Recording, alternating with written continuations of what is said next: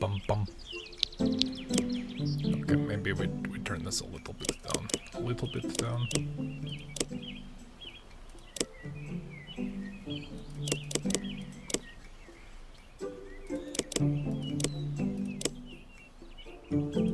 I don't know if that's good enough. We'll find out. We'll find out.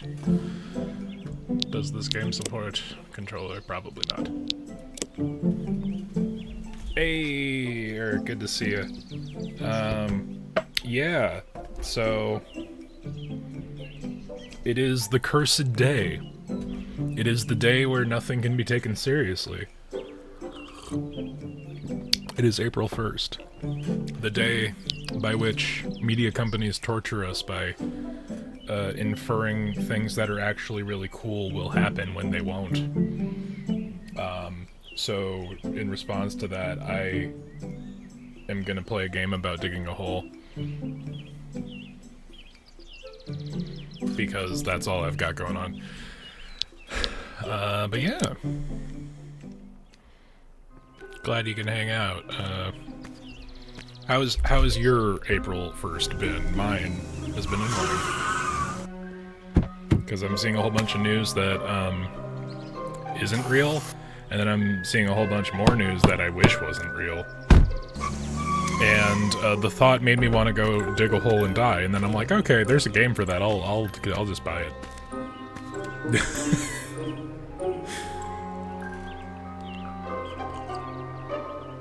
House for sale, only $10,000 with gold treasure in the garden. Now, I know that this is speaking desperately to the millennial urge of homeownership and death, but like really, just looking for a bit of overtime today. No, it's a good bit of overtime today. No time to look around. Okay, fair enough, man. Enjoyed not being, like, given a sudden panic attack by random shit. Okay, so I probably should turn down sensitivity a little bit. But yeah, no, so, good couple bit of scares today, good couple bit of, like, oh no, that is real. Well, I guess that's just the way life is gonna be for today. And then I try to do something productive. I am currently in what some would describe as a seasonal breaking time. In that I am still in school, so they're like, oh hey, enjoy your week off, idiot. And I'm like, I'd rather just do my next class. This does nothing for me. But okay. So the last couple days I've been doing nothing but fucking, basically since I turned my last major assignment in, I've been doing nothing but, now my inventory is full, I guess we'll have to do something about that. I have... Who's buying rocks, man? And there is an answer to that. People who in, like, landscaping, they love those rocks. Sure, we'll save. Why not? Oh, man. Shovel radius. Alright.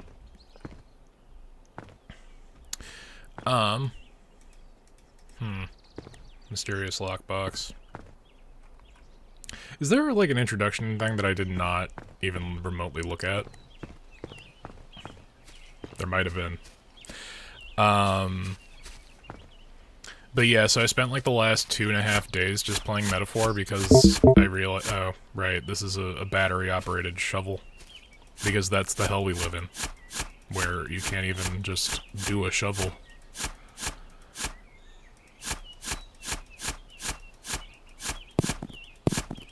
And all progress is inhibited by some kind of monetary responsibility. So I've been playing a lot of Metaphor because I've wanted to, and I just haven't had a day or two to just give to that game, and then I did. And now we're here, 3... Or destroyed, what? Is it because my inventory's full? Damn. Need to increase that inventory. So yeah, I've been playing a lot of Metaphor. I am pretty far in the game, like probably at the 2/3, 3/4 mark, potentially. $2 to charge the battery? Fuck off. Fucking auto shovel? Some bullshit right there. Oh, I'm assuming Solarpunk is this team's other game. Subtle. Subtle, a game about digging a hole. I see you.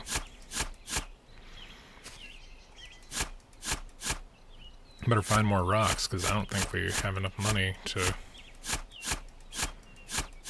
recharge our fucking shovel. What a sentence that is. But yes, I've been playing a lot of Metaphor, and trying to not let my brain process conscious thought, if I can avoid it. Okay, we've got a rock.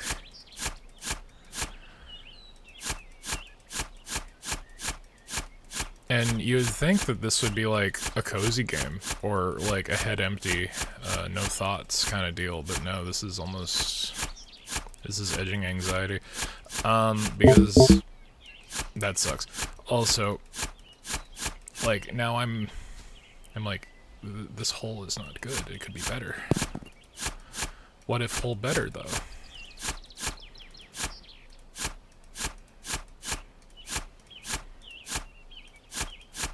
What if open DMs and someone says show hole, and then I'm like this, and they're like, ew. Yeah, Solarpunk is their other game, it's a survival game. You know, I got the feeling from this that might have been the case. I legitimately, like, I heard I saw this game on Steam, like, weeks ago, and then I'm like, okay, I'm gonna not interact with that until I do. So we'll see. What else is going on here? Okay, we've got $7 whole. Now, inventory would seem like a thing. Battery size doubling seems like it's a better idea, though. More shovel per charge. I realized that we just spent a whole bunch of money increasing the battery, without refilling the battery. So that was a good decision. Okay, cool. Battery is not full on charge. God damn it, game. Price to fill depends on current battery level. Is this like one of those situations where, like, I think my granddad used to say that you should never let your gas tank go below half, because then it is more expensive to actually fill it, like your tank. And I'm sure that there is some kind of actual explanation, like that might be real, but that sounds like one of those old people wizened statements that might be complete bullshit. Okay, so we'll sell rocks.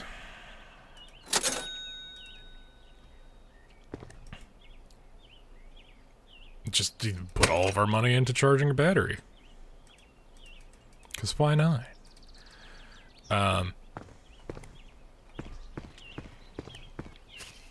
yeah, so I don't know anything about this aside from it's a game about digging a hole.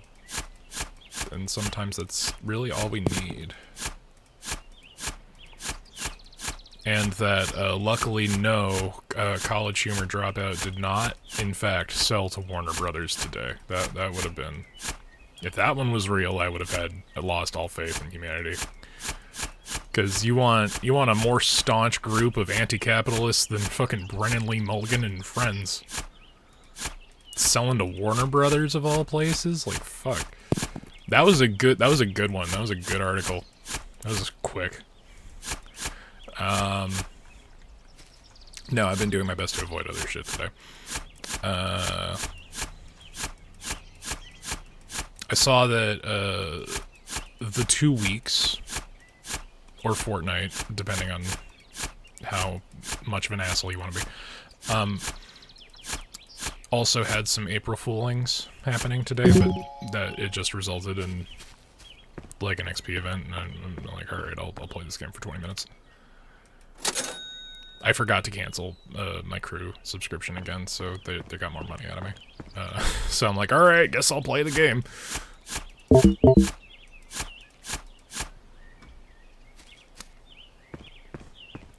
Alright, let's see. Do we get better recharge? Oh, we got a full recharge. There we go. We got a whole $1 to our name. I'm glad that this game doesn't do the there's another game I wanted to play on stream that kind of fits this niche, but would require a little more spoons for me than what I currently have today. Because I just spent like the last 2 hours trying to fucking put my thoughts on Monster Hunter into an article that I don't know if I'll get the approval to publish. And I'm having trouble with that. Anyway, the other game that this vaguely, like, this is like a very small version of what that other game is doing is fucking, should we just start destroying the surrounding area? I think we should. Is Hard Space Shipbreaker, which I told myself I would stream at some point, and I just haven't. I want to still. And if you're unfamiliar with that one is a game about working salvage, like working a salvage yard in space, and like literally selling yourself to this company for the training and tools to do so. For like a couple $100 billion, and slowly over the course of however many ships you have to take apart and do so very carefully, otherwise they will explode and cost you money. You like very slowly work off your debt, but it kind of reminds me of the way Freedom Wars does it, but fucking it's actually possible to pay back all your debt in Hard Space Shipbreaker. Freedom Wars is a PS Vita game, which is just like, hey, what if, like, real, like, Nippon Ichi software feeling Monster Hunter, but also dystopian future society, where everything you do causes you to go further and further in debt, and you're in a debtor's prison. And that's your life, that's your deal. I never finished that game. I kind of want to. I think it recently got ported to Steam. Hard Space Shipbreaker is fun. Okay, cool. So you were aware. I enjoy that game. I played it in early access, and then I'm like, oh hey, look, it got a story mode, and that story mode's pretty good. It's a little on the nose, but you know what? It does the job. Can you imagine getting this house for 10 grand? Like a one-ish car, like a 1.5 car garage, and I'm gonna assume 2 functional stories in any part of the country. Like shit. And the answer to that question is actually kind of yeah, if you're looking in rural Japan. So I've been doom scrolling and reconfiguring my algorithm accidentally. So, all of the meta apps are starting to show me, abandoned, retail, or not retail, sorry, abandoned realty. That's the word. I need to actually find some stuff. What if I dig straight down? What if I do a Minecraft?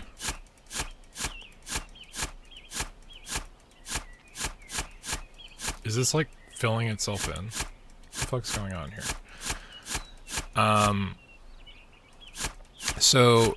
Hey, did you know that Japan has a fucking population problem where they're, like, we can go into a really quick version of this that makes it sound really trite. There is a cultural problem that's been acknowledged in Japan because of the low birth rate, that has been referred to as the 2030 problem, but I think the problem's here. Fucking jetpack? We need a better shovel first. Inventory can wait. I can run back and forth. That's free.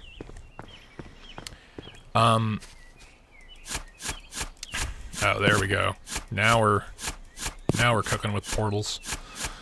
So the Japan 2030 problem is the estimated date where the declining birth rate and the increasing retirement rate will overlap, so that Japan's elderly are leaving the workforce more rapidly than what can be replenished with their youth. Oh shit, right, the inventory's full. Well, there's a dollar gone.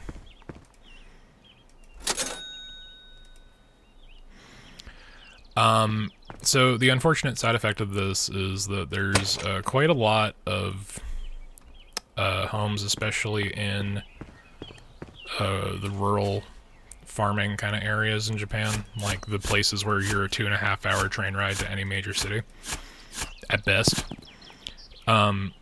that people are either moving away from or just fucking, unfortunately, old people die.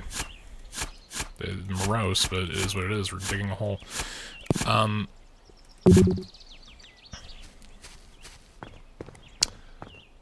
So there's a whole bunch of realty that is just either getting to the point where people are moving away from it and are not able to maintain or upkeep it, or there's no one to maintain or upkeep a lot of these properties.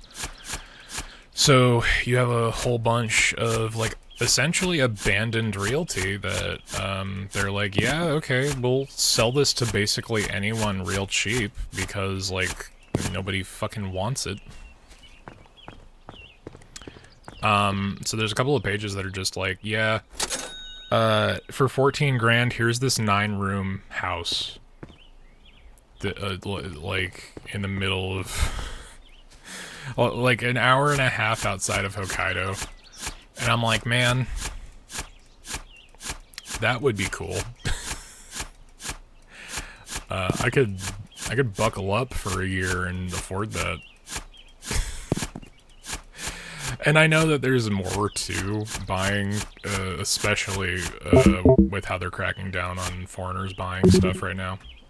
I know there's a lot more to actually purchasing realty and taxation on that, and on home ownership and fucking property ownership, and the weird convoluted Japanese banking system basically saying, hey, if you're not already a citizen, you can fuck right off. So, like, you would have to walk up with said 14 grand. Also, they'd have to be willing to give you the thing. And not just chase you out of the room the second they see that you're a fucking gaijin.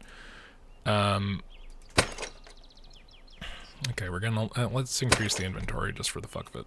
And I feel like we're about to dig ourselves into a point where we can't jump out, so jetpack, why not? But it consumes energy, which is concerning. This seems like a dangerous waste of money. Let's go find more. Let's go find more shit. If only I had a teleporter. I'm just saying, man, like, if I could find, like, a good remote work job, and this is not the answer because good old Nihon, they're real on the ball with this shit. There's a special tax if you're living in Japan. If you work remote and are paid in a different currency, you get extra taxed. 'Cause fuck you. You can't do what people are doing in Mexico City right now because Mexico City does not have a policy for extra taxation for fucking essentially expatriates who are working remote, getting paid in USD in an economy that just, you know, your effort's not being matched.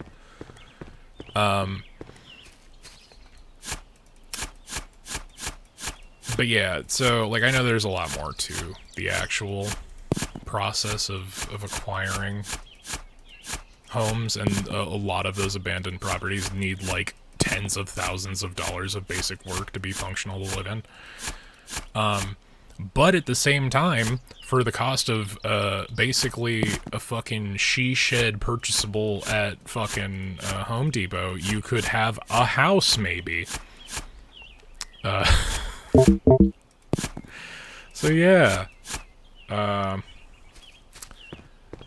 And with things looking the way they are in this fucking new age, fascist fucking theocracy, I feel like maybe now's the time to buy a little hut in not America.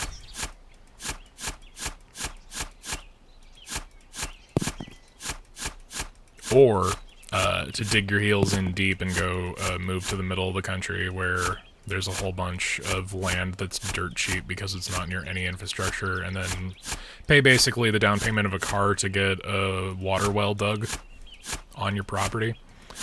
And then just kind of hope that you can ride your way out on that until World War III happens. I don't know, man. It really depends on how crazy you want to feel about it. Again, the April Fool's articles that are not jokes today are the ones that have me concerned.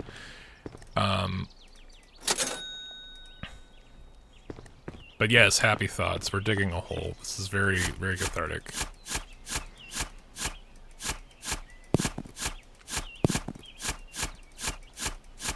I'm destroying this yard. Also, where the fuck is the dirt going?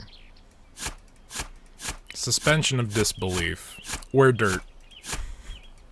This is my problem with fucking Power Wash Simulator 2. Because while Power Wash Sim is really fun and really satisfying to play, and I've been trying to get beyond to sync up a day where we fucking just go through Power Wash Sim and maybe use it as a background for this podcast we keep pitching to each other.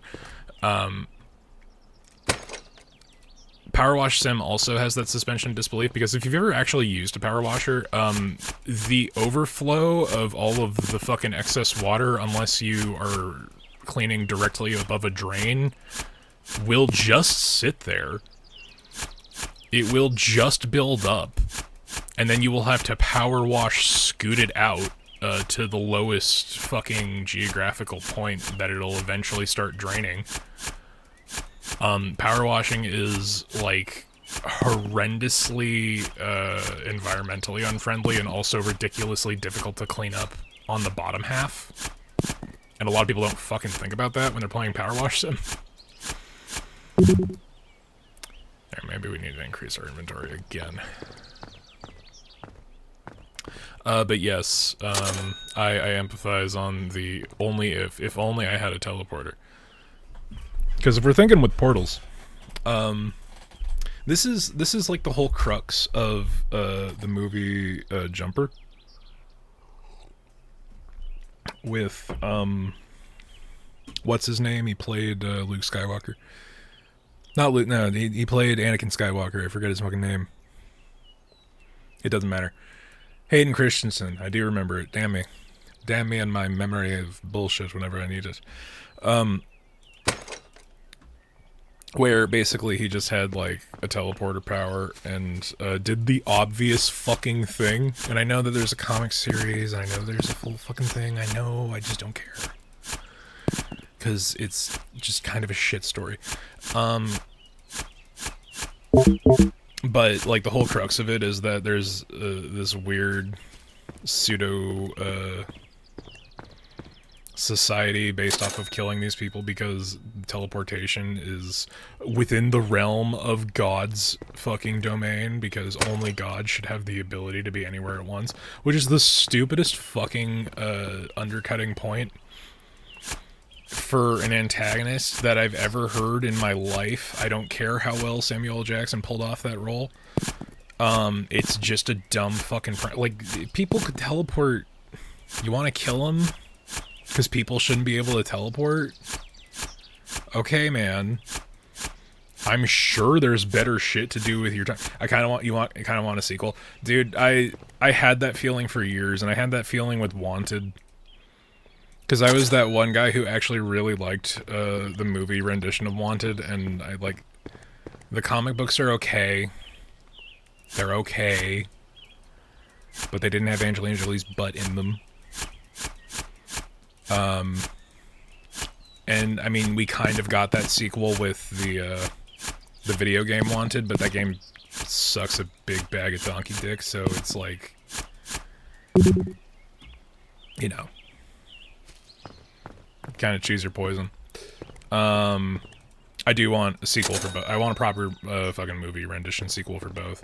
You know what? There's another fucking movie that I feel like lumps into that same space where it's just like, oh hey, a super movie not at all about heroes and villains, but just about fucking people, is Pusher with Dakota Fanning and Captain America, Chris Evans.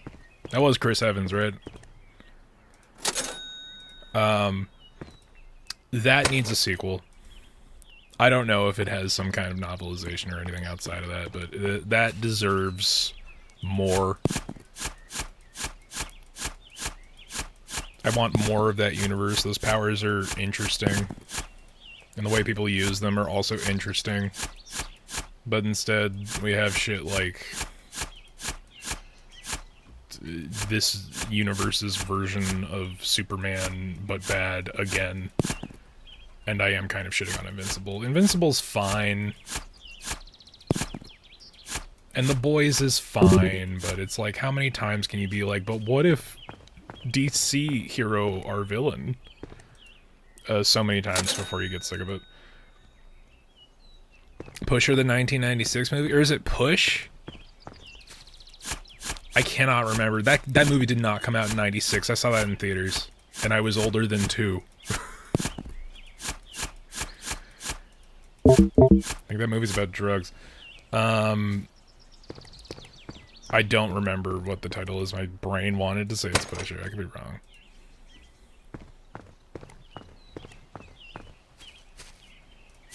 But it had Dakota Fanning. She looked like a drugged out 13-year-old. Unrelated to her character. But kind of. Push, yeah, there you go. I think, fuck. I think the people with the push power are called pushers, because everything's a drug analog. It was Chris Evans, okay. Wait, I'm like at mostly full battery, fuck off. Bigger battery. 2009. Man, that movie is old enough to drive a car. Isn't that crazy? Want to think how old things are? God, okay, never mind. No, but that movie deserves a sequel. So that's something like, I know that this conversation's been had a billion fucking times, but I'm so sick of the Hollywood fucking bullshit that everyone's on where they're like, oh, let's do an unnecessary fucking remake of a good thing. Remake shit that was kind of mid. Fuck. Okay, space to jump. Remake shit that was bad, or, you know, could have been better. That's all I'm saying. Like, fucking, do a pre-sequel to fucking... what the hell? Okay. Like, do a semi-sequel to Push. Do a fucking completely unrelated thing that gives us a sequel to Jumper. But yeah, my favorite thing about Jumper is the first thing that dude does. The second he's like, oh man, this is an ability, he goes and he robs a bank.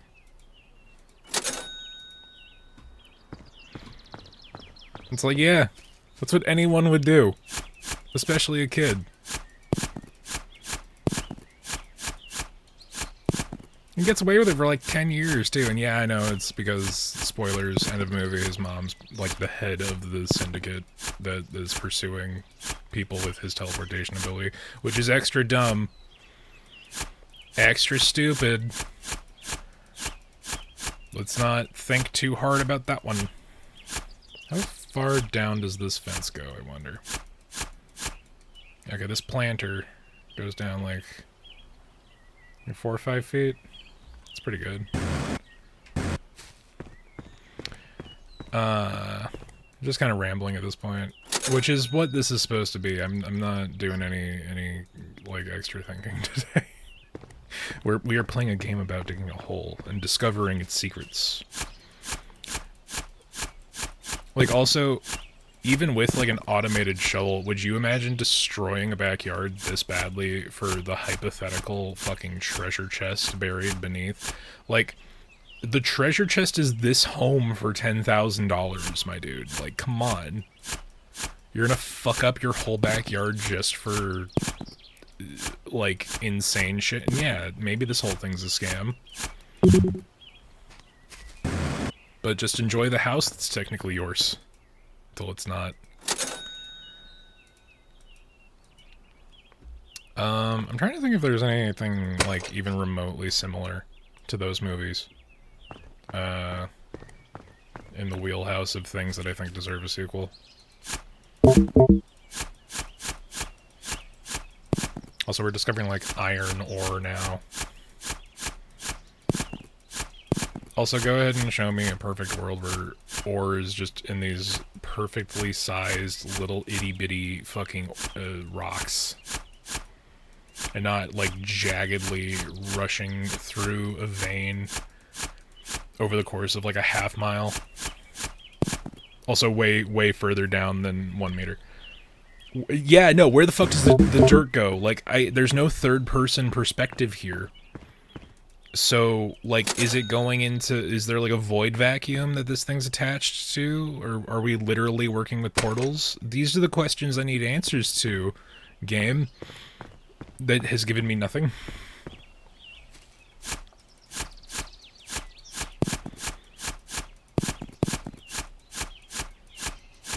Like, this is a similar size frame. So, Eric, you've been playing D&D. Do you or any of the player characters that you're playing with have the cantrip Prestidigitation? Because it's one of the best fucking cantrips that you can have, because it's the anything you need it to be fucking cantrip.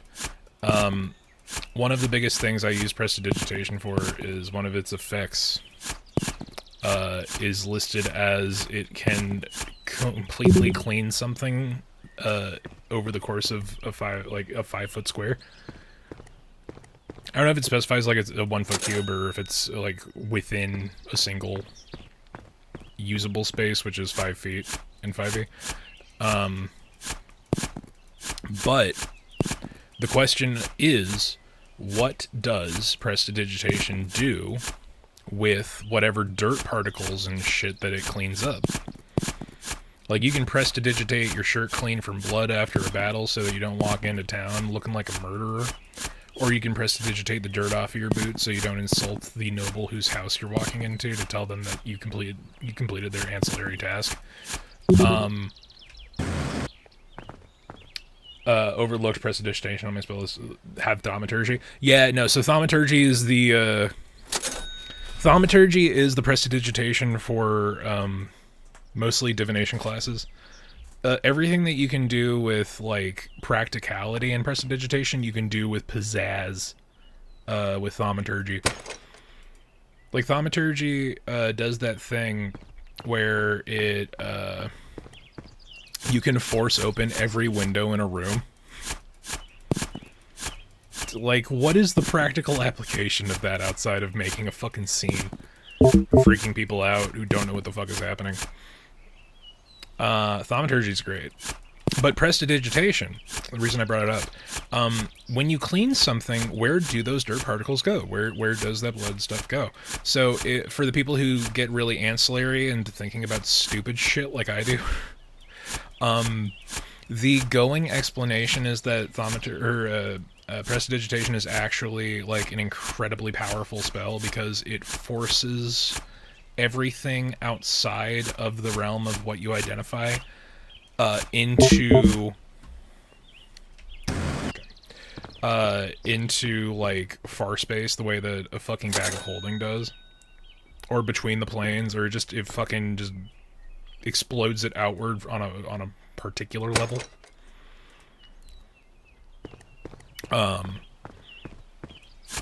So I feel like this stupid shovel, like, anything it touches, just, like, it disintegrates the dirt, or it forces the dirt into another dimension. Or maybe it's like a portal vacuum. Which, good thing it's tuned just to dirt, because You know, we're not eeping away our fucking tiles. This is less a hole and more of a ravine now. I didn't intend for that to be the case. I kind of wanted to, like, be insane about it and make a perfect circle the whole time. But that's just not happening. Okay, so we got, like, a range of 4 spaces.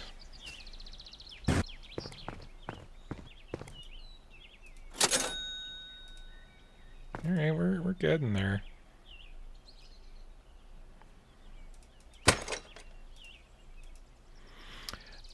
But yeah, Prestidigitation, Thaumaturgy, both very good. Both have a plethora of uses that basically fit whatever bill you want, and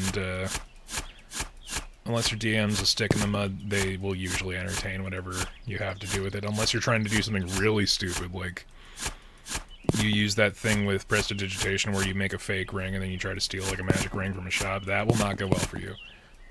They'll probably let it happen, but don't try it. But just understand that there are consequences for your actions.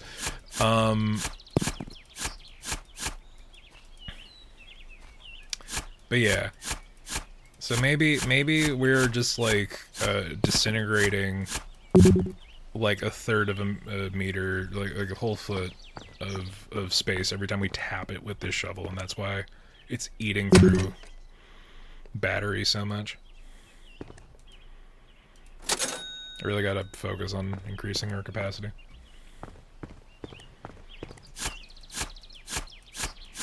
This is a trench now. This is less so a hole.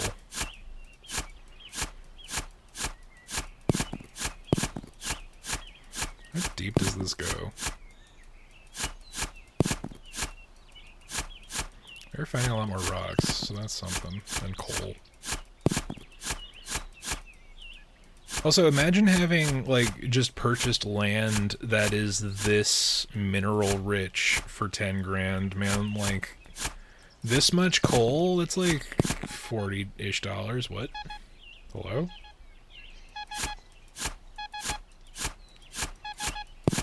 If there was a tutorial prompt that explained that this was a thing, I missed it.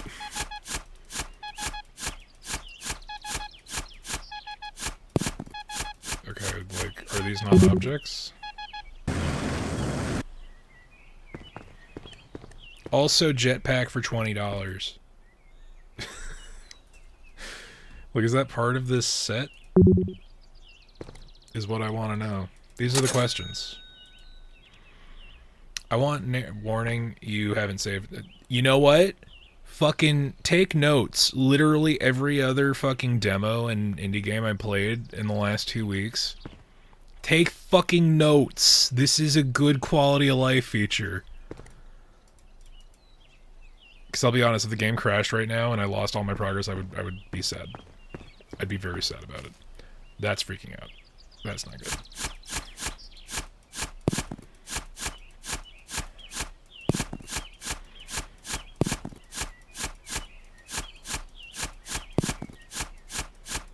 It's like the X that marked the spot was every fucking place that didn't have rocks, it seemed. Seems to me.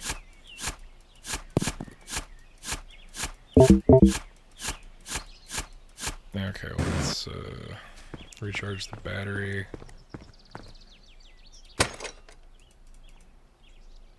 Also, I did take the God of Death Steel, and now I'm undead. I really hope our cleric doesn't accidentally friendly fire me with radiant damage. See, so I have overseen a game, and I didn't DM, but I have overseen a game that was a live stream of the Mythic Odyssey of Theros. However, I am pretty sure the majority of the shit that happens was maybe taken from outside the book with the show that I was watching. Or that I was moderating the... Okay, what? What is objects? Okay, it's this way, I think.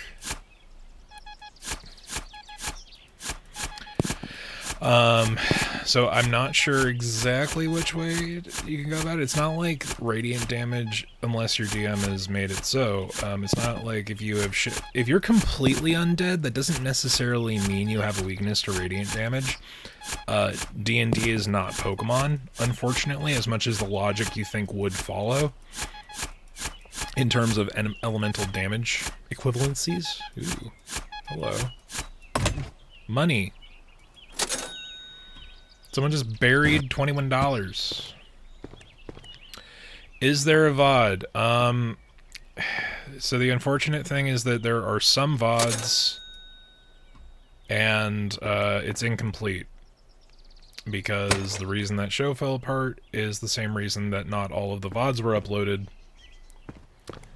So, some, and not enough to justify watching the rest of it. It's a dead show.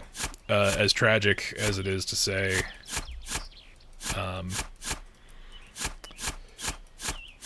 But there are a couple of different ways that you can go. Like, I don't know if Theros specifically has an option, because I don't think any of them took it.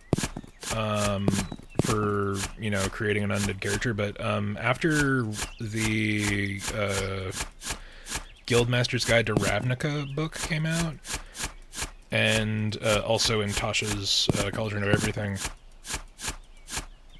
they did create, it was specifically for Ravnica, not Ravnica, fuck, Ravenloft, Guildmaster's Guide to Ravenloft, or whatever the fuck that book's called.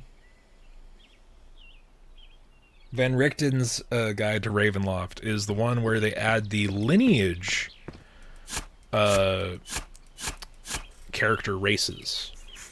One of which is basically your character is a semi-undead. You're not like fully undead, but basically anything that would do like a detect undead or like a divine thing. Channel Divinity, where you would detect undead or turn undead, technically applies to them, but it doesn't result in them taking extra damage. Like, you don't gain a vulnerability unless your DM has chosen to give you a full vulnerability to radiant damage as you are undead, because I understand the logic of that. Although there are ways to do it that don't require you to use a zombie stat block or anything like that, because while there are some advantages to those stat blocks, they're usually not particularly great for player characters. I say this playing a Planescape campaign, having actively chosen to have one of my characters go into the Doomguard, who we're playing by old rules, means that they just take half healing whenever healing happens, because entropy. So that's fun.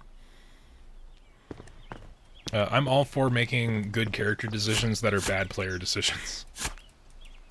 Because what's the worst that can happen? I stress out about it, I'm going to stress out about it anyway. But yeah, there are some VODs, there's not enough. Some of them are missing, some of them never got uploaded. There is not enough to gain anything worthwhile. I say unless you are one of those people from that show watching this VOD when it is uploaded later, in which case you know what's up. Like, I don't have to defend the less than great parts of what was a good show until it wasn't. But yeah, man, just saying that really makes me want to, like, I really want to be able to have another D&D session in general is kind of the thing, because like the ongoing game that I'm playing that has turned into like Ultra Planescape is great, and I love it, and I've been playing that for the last 5 years. But you know, I also have like 46 other fully developed character sheets for like any number of campaigns that I'm just never gonna get to use. Because I'll tell you, it's really hard to kill level 19 characters permanently. Especially if you're a dickhead sorcerer with access to Wish and the rest of the fucking spell fucking directory, because then you're like, oh, well, why wouldn't I just use Wish to keep making clones all the time? And the answer is because your DM will get pissed off and tell you that there are practical limits to everything, and then if you make like 57 clones, someone will notice and then come after you and them. Which is fair. Which is fair. You said I'm immune to poison, resistant to necrotic, vulnerable to radiant. Okay, well, I can see that with giving you necrotic resistance. But the returned will leave me alone for the most part. No need to eat, drink, or sleep. Okay, so you're, like, part of me just wants to look at the fucking book. I can do this. I paid for this PDF. I can look this up so we can have a meaningful ideal on it. But yeah, a lot of people are really iffy about using the Ravnica character species because they're not made for, you know, to work outside of Ravnica. The benefits are a little stilted depending on what the setting is. Did they fix this? They did not. Fucking the Book of Ebontides added Ratatosk as a playable character race? That's crazy.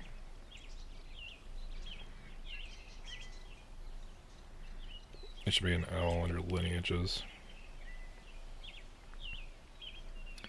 I swear, the recent updates to D&D Beyond make it really tough to use. There we go. Lineages, species options. Reborn. Reborn are the undead. Or you are reborn and you may originate from circumstances similar to those of various undead or constructs. There's a table for origins. There's various types of context for the setting. Ancestral lineage, which is a problem fixed in Tasha's, but not in the actual thing. Deathless nature. You have advantage on saving throws against diseases and being poisoned, and have resistance to poison damage. Advantage on death saving throws. You don't need to eat, sleep, or drink, or breathe. You don't need to sleep, and magic can't put you to sleep, and you can finish long rest in 4 hours if you spend those hours inactive in emotionless state in which you retain consciousness, which is very similar to any proper elf's trance ability. But it's a little bit different with the resistances. Like, they don't inherently get necrotic resistance, so that's potentially, depending on who you're fighting, very useful. Also poison, depending on who you're fighting. Very useful.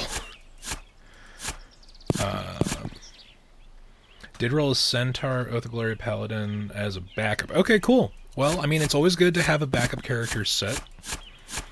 Like I said, so when I was bored at work, back when they allowed us to have an environment that gave us time to do anything, I would make different characters for different campaign settings and contexts because I had a thing and I liked to do the thing.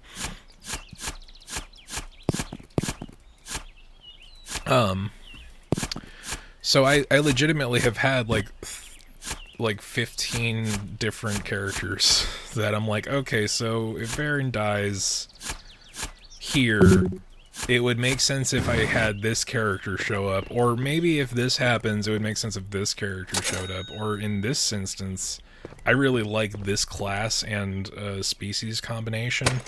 I'm gonna just make this character sheet.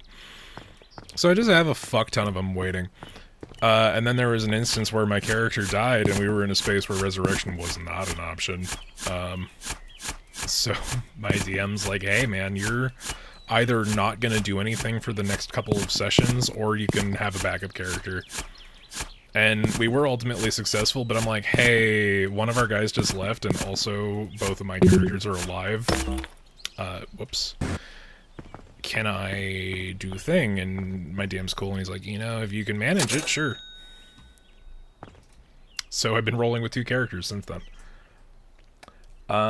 We face poison damage, not necrotic. Yeah, we're still level 3. It's the tism. I mean, it's not just the tism; it's boredom more than anything else. But I mean, it might be. Everyone's got the tism, and anyone who tells you that they don't has an inferiority complex about it, and is trying to avoid the obvious.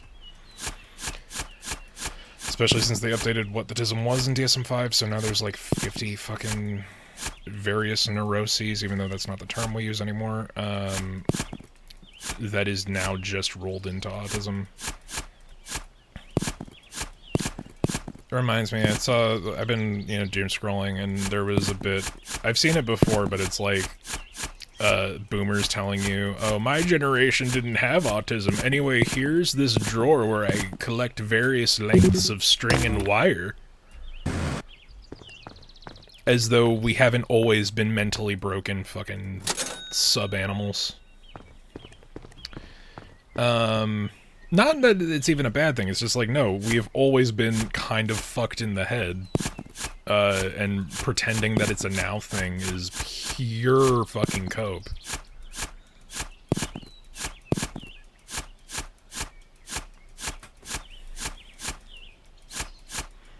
But yeah, I also just, I like D&D again. I like the dungeons and the dragons. I really have always been a fan of fucking fantasy literature, and guess what? Role-playing is therapy. Even if you aren't trying for it to be, it really kind of is. So it's like, it's all good. As long as you're playing with everyone who's on the same page and having a good time, and everyone is aware of each other's boundaries, and everything is being done proactively, D&D's really good. Most of the time. And there is not a lot that can match it for what it is. Except for other TTRPGs that exist off of the basis of improving archaic aspects of D&D.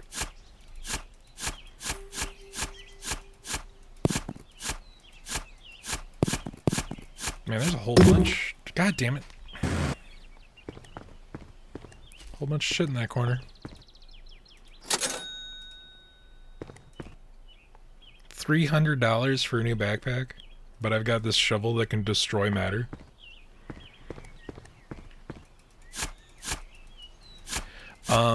But yeah, the point of what I was saying is that I really would love to get a D&D game running, but more so I would love for a D&D livestream show, because I am vaguely aware of how much effort and time that shit takes. But guess what? When you've got a weekly schedule thing committed, it increases your cast's willingness to stick to a fucking schedule.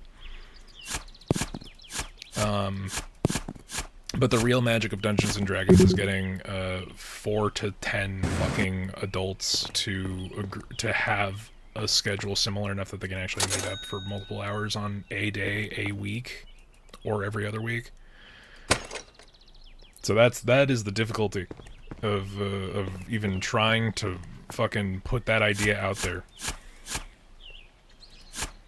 Because some people are really into the idea until they get to the practicality of it and being like, oh man, my Wednesday, every Wednesday for the next 7 months, I sometimes do nothing on my Wednesdays and enjoy that idea, and I can't express that in words, so I'm just going to fucking ghost you assholes while you're all waiting for me.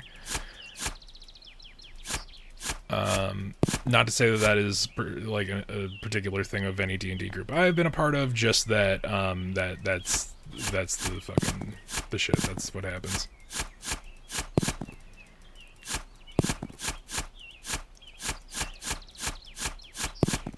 Yeah, we're pretty consistently getting coal at around 3 meters.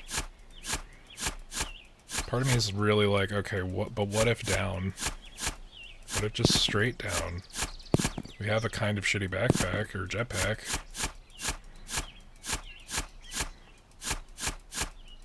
Also, the sphere of desolation that is this shovel is leaving like weird little sticky points, and it's a bad time. The schedule thing is such a fucking mood. Yeah, no, yeah. That's the thing. Getting fucking minimum 5 people to just be like, hey, yeah, no, we can all be at the same place at the same time and not lie about it. Consistently for potentially years. That is the thing. That is the slayer of D&D parties, is just being like, hey man, I need my Fridays back. I'm going to law school. That one did happen to my party. Buddy Mark decided he wanted to go back to fucking do the bar, and he's like, I can't think about a barbarian while I'm trying to do this, guys. Completely copacetic, like, it was understood and we're all on good terms, but, like, that was surprising. Although it wasn't, really. Also, the other 6 in my group have kids. Oh, man, the second you get fucking parenting involved on top of that, you're done. It's like, oh man, even if we could keep a consistent schedule, your consistent schedule is destroyed by the fact that children exist. Like, even if they're not yours.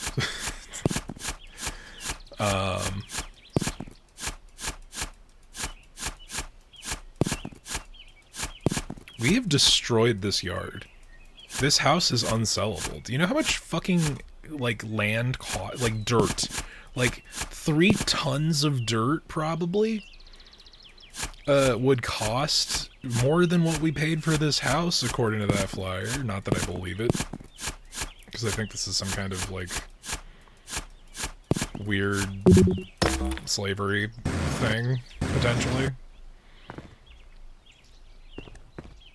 But yeah, no, if you're playing with everybody and everybody has... if everyone you're playing with has kids, that's, like... That's potentially a lot tougher. But yeah, it's just, you know, it's the gripes. It's what you gotta deal with.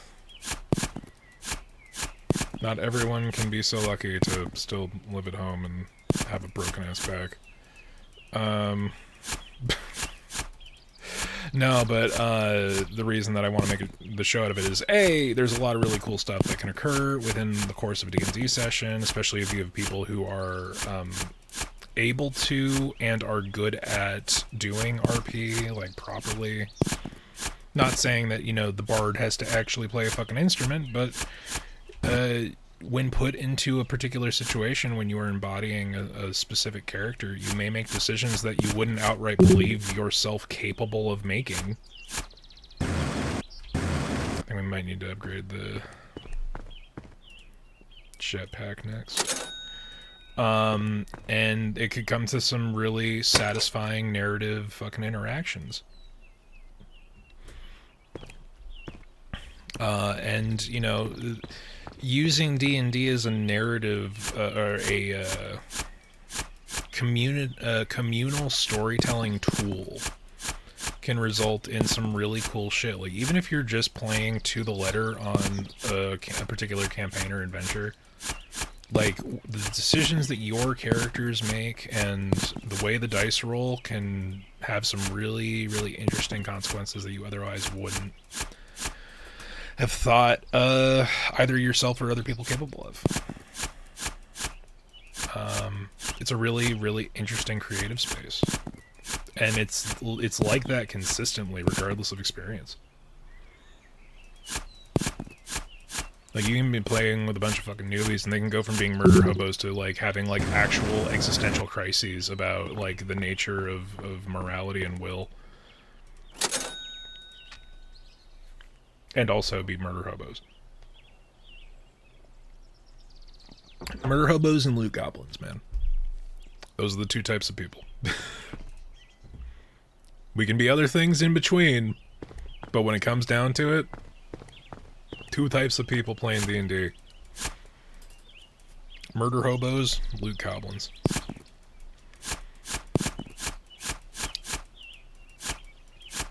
And then there's the subspecies of Loot Goblin, where your loot is the friends that you made along the way.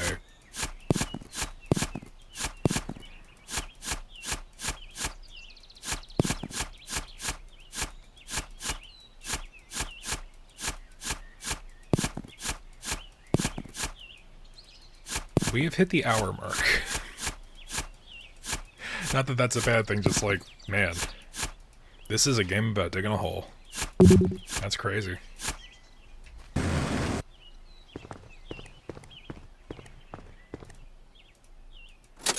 Also, who the fuck is buying this stuff?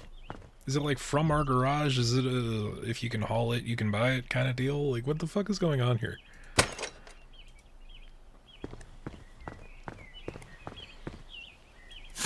Do you know how many zoning permits we would need to do what we would get, and how many zoning permits we would not get?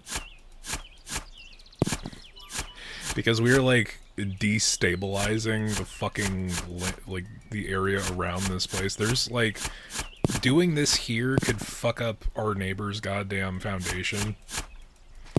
But here we are, just, like, selling rocks for $1 a pop. We're digging out the rocks from underneath, and that's problematic.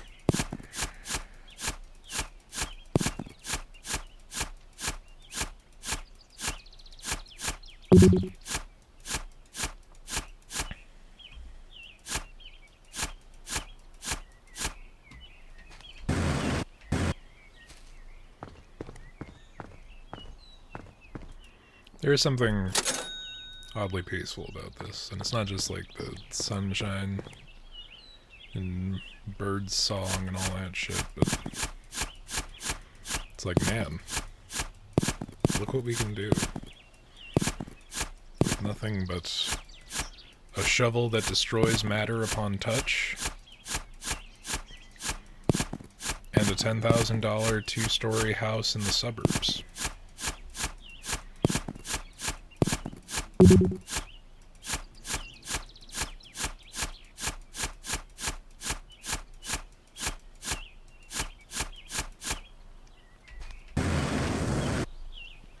I am leaving myself with very little way out. Okay, we got $140. I think the next bit's, yeah, 300 pop.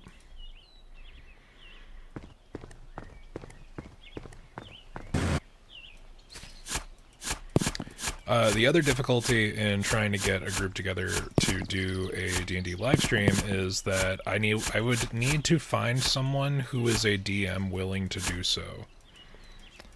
Also, I am very recently affiliate, so I would need to find a DM willing to do so pro bono. Because there's a whole bunch of services where you can hire a DM. You know? If you get your group together, you're paying them either way. So it's like, no, everyone's really committed to being here because money. But that's also tough to do. And, fuck.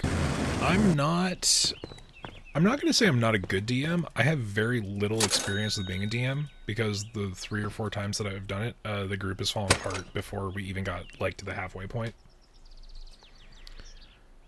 So that sucks. I would like the experience. I would like to have the option for more experience as a DM, but at the same time, I also understand that once you open yourself up to being the DM, you will. Your days are numbered as a player. You will always be the forever DM if you're good enough at it. And I kind of don't want to fall into that particular rabbit hole.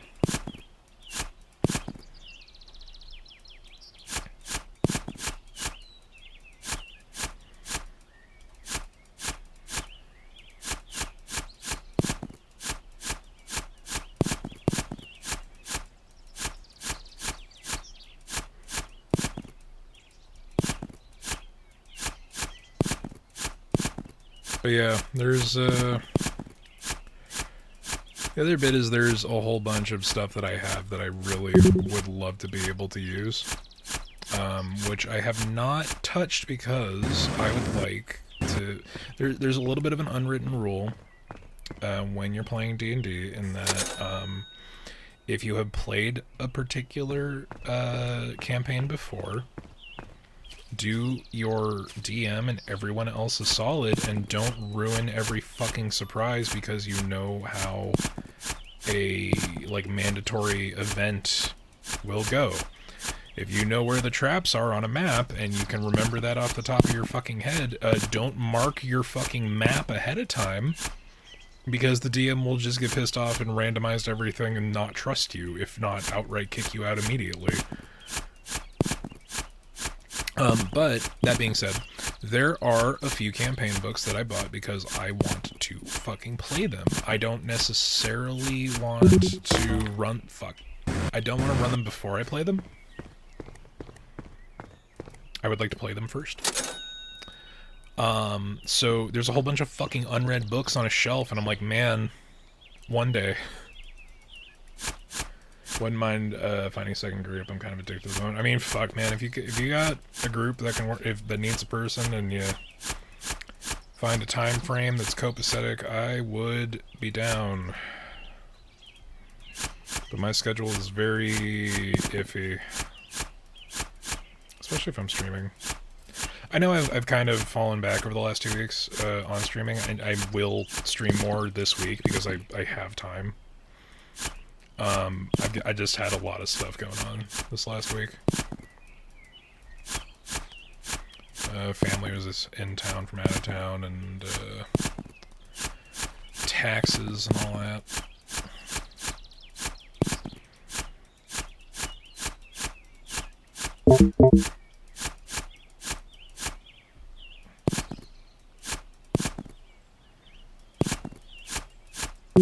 Okay, there we go.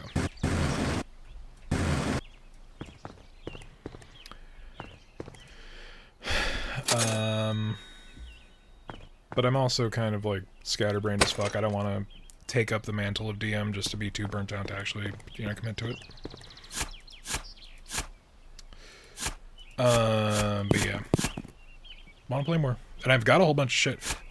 One of the source books that I backed in a Kickstarter actually just got added to D&D Beyond. So now it's anybody who is like, oh no, actual pen and paper, I don't want to have to manually do my character sheet, can now just do the thing directly, because Heliana's Guide to Monster Hunting is out on D&D Beyond. And you have your integrated character sheets and classes and subclasses and spells and unique items. There's a lot of that needs to be really handled well by a DM, because there's a lot of information that's just not going to be transferable that you need to make available to your party. But I don't know. I know that they recently laid off a whole bunch of Beyond's map maker team. Or I don't know if it was Beyond's map maker team, but D&D's proper like first party. I'll just call it a Roll20 alternative, because that's the one that I have used consistently. I don't know if it was Wizards proper or if it was specifically the team at D&D Beyond, because there is a built-in D&D Beyond map tool that I've never used because it's annoying.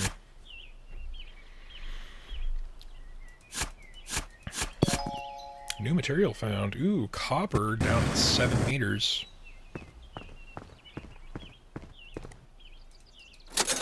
Which brings us to 301.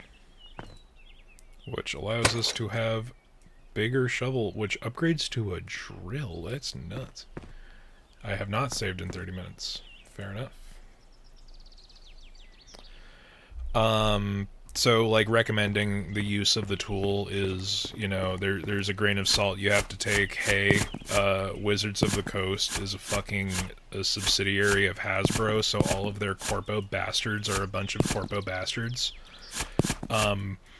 So, really think about whether or not you want to fucking support the market in their bad decision-making and their anti-consumer fucking choices that they constantly are pushing on people and fucking up the day of every creative on that fucking website.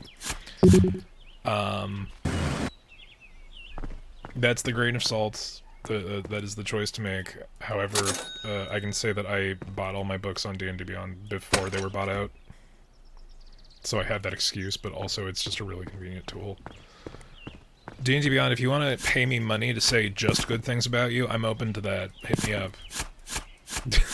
I say on Just Digging a Hole stream.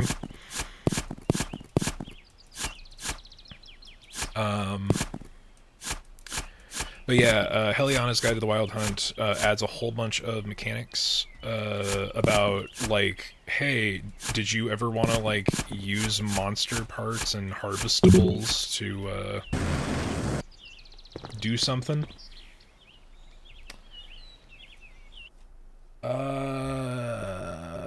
Allow. Someone go and annoy Beyond, because I don't want to screenshot that right now. Unless I do. Is it Shift S? Or is it Control Shift S? Is it Windows Shift S? There it is. Okay.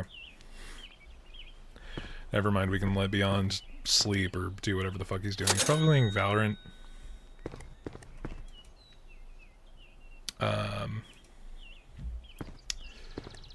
Eric, I don't know if that pops up in the proper chat, but I had to add that as a permitted term. So I did in fact capture the note that I added that as a permitted term. It's been a bit since we've had to do that. But yeah, no, I will gladly shill for money. Are you fucking kidding me? He's not on Val. It just says mods of 11 message. Okay, yeah. Well, as long as it's not directed at anyone. I realized I might have made a mistake by doing that for later, but at the same time, that's tomorrow Connor's problem. And by tomorrow, I mean, probably way off in the future tomorrow. But yeah, Heliana's Guide to Monster Hunting is super cool. It adds a whole bunch of subclasses and mechanics about actually creating monster parts to then use to make magic items and armor, and like it just does the whole bit. And especially with Monster Hunter out right now, that was a good fucking that's a good time for that partnership to have gone through.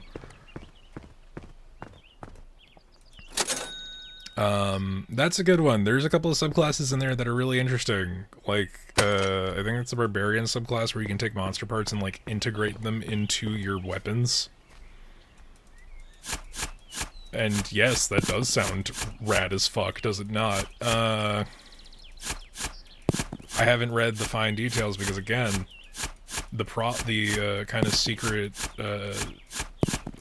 agreement that you have with yourself when you buy source books is that you will, if you plan on playing them, not ruin the fucking whole campaign for yourself ahead of time. So I've got a whole bunch of unread books that I'm just like, man, I would really like to actually play that stupid, it's the last campaign of 5e proper. It requires you to have played, the Curse of Strahd campaign, the Descent into Avernus campaign, and I think the Wild Beyond the Witchlight. That was the other required one. That was the first, like, continuous thing that they did in 5e. 5e's mostly been self-contained across the board, and the writers are a bunch of fucking cowards. They refuse to make anything canon within the Forgotten Realms. Like, legitimately, all of 5th edition has happened within the last 10 years because they're, like, 1495 DR, and they don't want to push to the year 1500 because something big has to happen because it's a new number. But if you like that shit and want to hear more about, like, you know, what is or isn't canon, Ed Greenwood, one of the creators of the Forgotten Realms, and a primary creator of the Forgotten Realms, let's be real, has a YouTube channel where he's just a cool old man who talks about stuff. He is essentially Elminster's his character. He is Elminster. If you want to hear the coolest, oldest wizard talk about shit in the Sword Coast, that's where you go. I'll post Ed's fucking YouTube channel in the Discord later. It's a good listen if you want to hear someone talk about something that they're markedly still excited about after 50 years. Hello? Is there an opening in here? Oh shit. We've hit a hollow.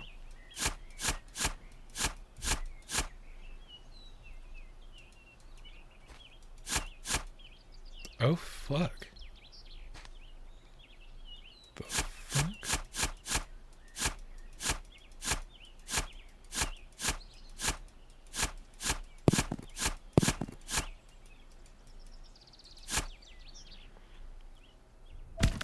Uh-oh.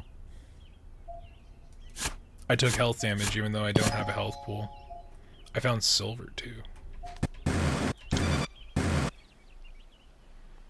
Okay. Is now the time to buy those lanterns? Maybe.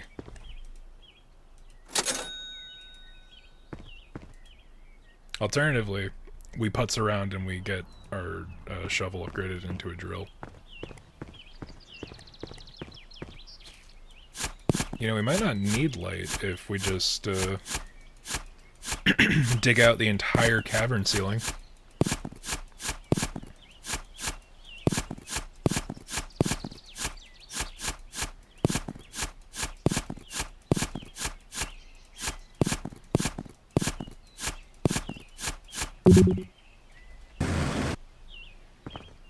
Health bar is on the left. Oh, that is a health bar. Okay, I'm fucking like, what? If only there was some kind of tutorial. But this is a game about digging a hole. So, does my health just refill over time? Like, what the fuck's up with that? Oh, that's the inventory for what we pick up. Oh, and there's a sprint with shift. I didn't even realize that. Cool. Things to keep in mind.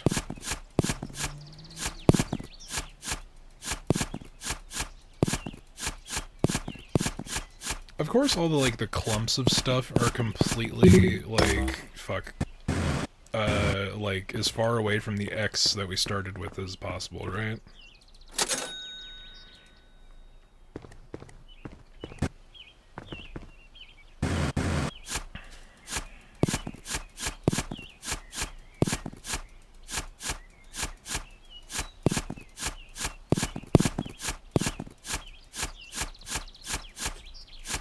I don't know, man. Hollow Earth theory, there might be a fucking Godzilla down there. Because, like, now that I'm thinking about it, it's, like, why put fall damage in unless your health bar matters? Fuck me running, I need to upgrade my backpack. 'Tis the only way. I should also start ignoring the things on the top level because, fuck, full backpack for $19, get fucked.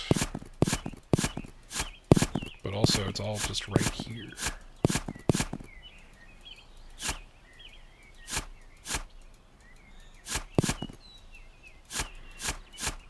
Something else has to interact with the health bar, it can't just be fall damage. I'm dubious about going into the Hollow Earth.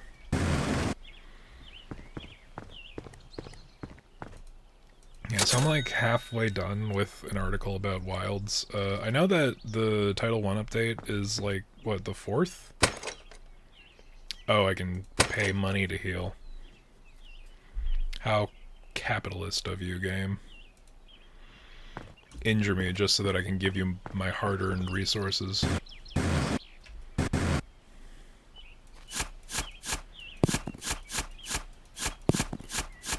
You exploit me.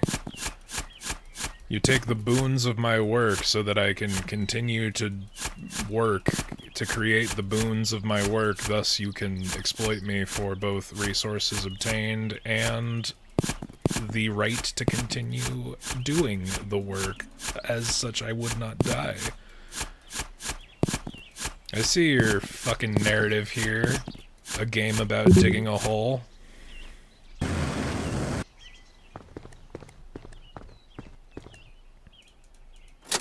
I say conspiratorially. But also big battery.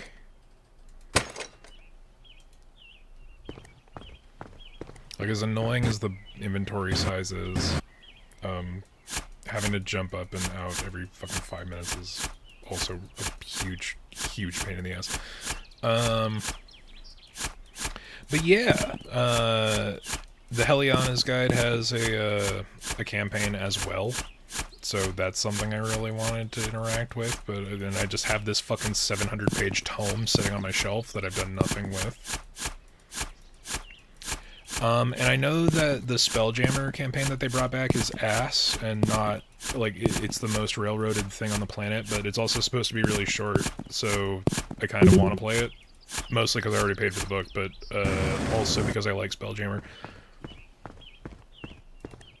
And if those listening don't know what the fuck I'm talking about, Spelljammer was the, back in the day, when the Dungeons and Dragons content that came out that you could play was published in Dragon Magazine,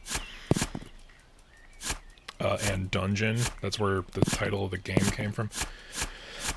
History with Connor.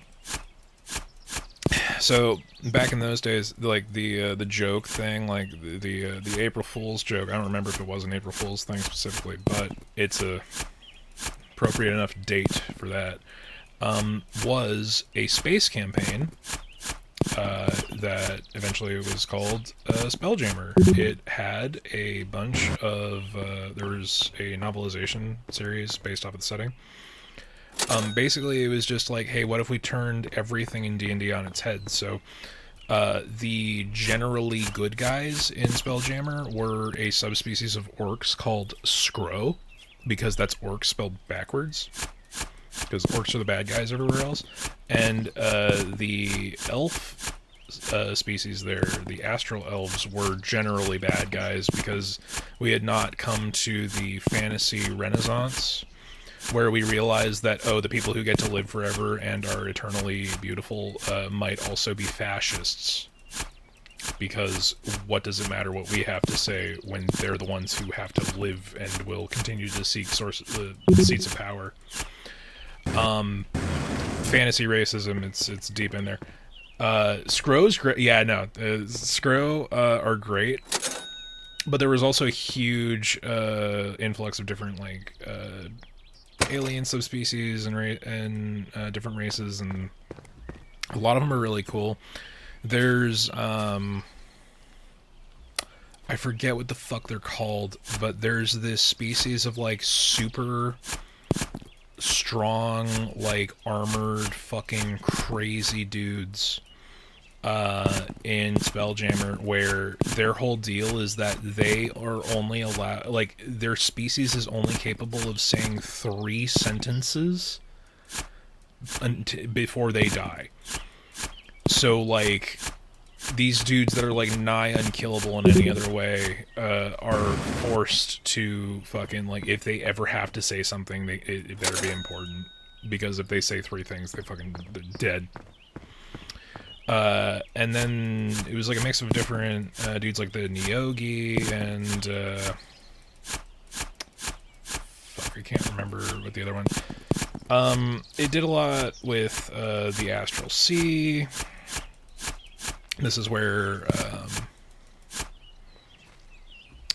before Baldur's Gate 3, a lot of the Gith had, or the Gith GITH had a lot of play. Because their whole deal is they're, you know, flying in and out of the Astral Sea and doing stuff for Blacketh. And they ride dragons and shit, and that's sick.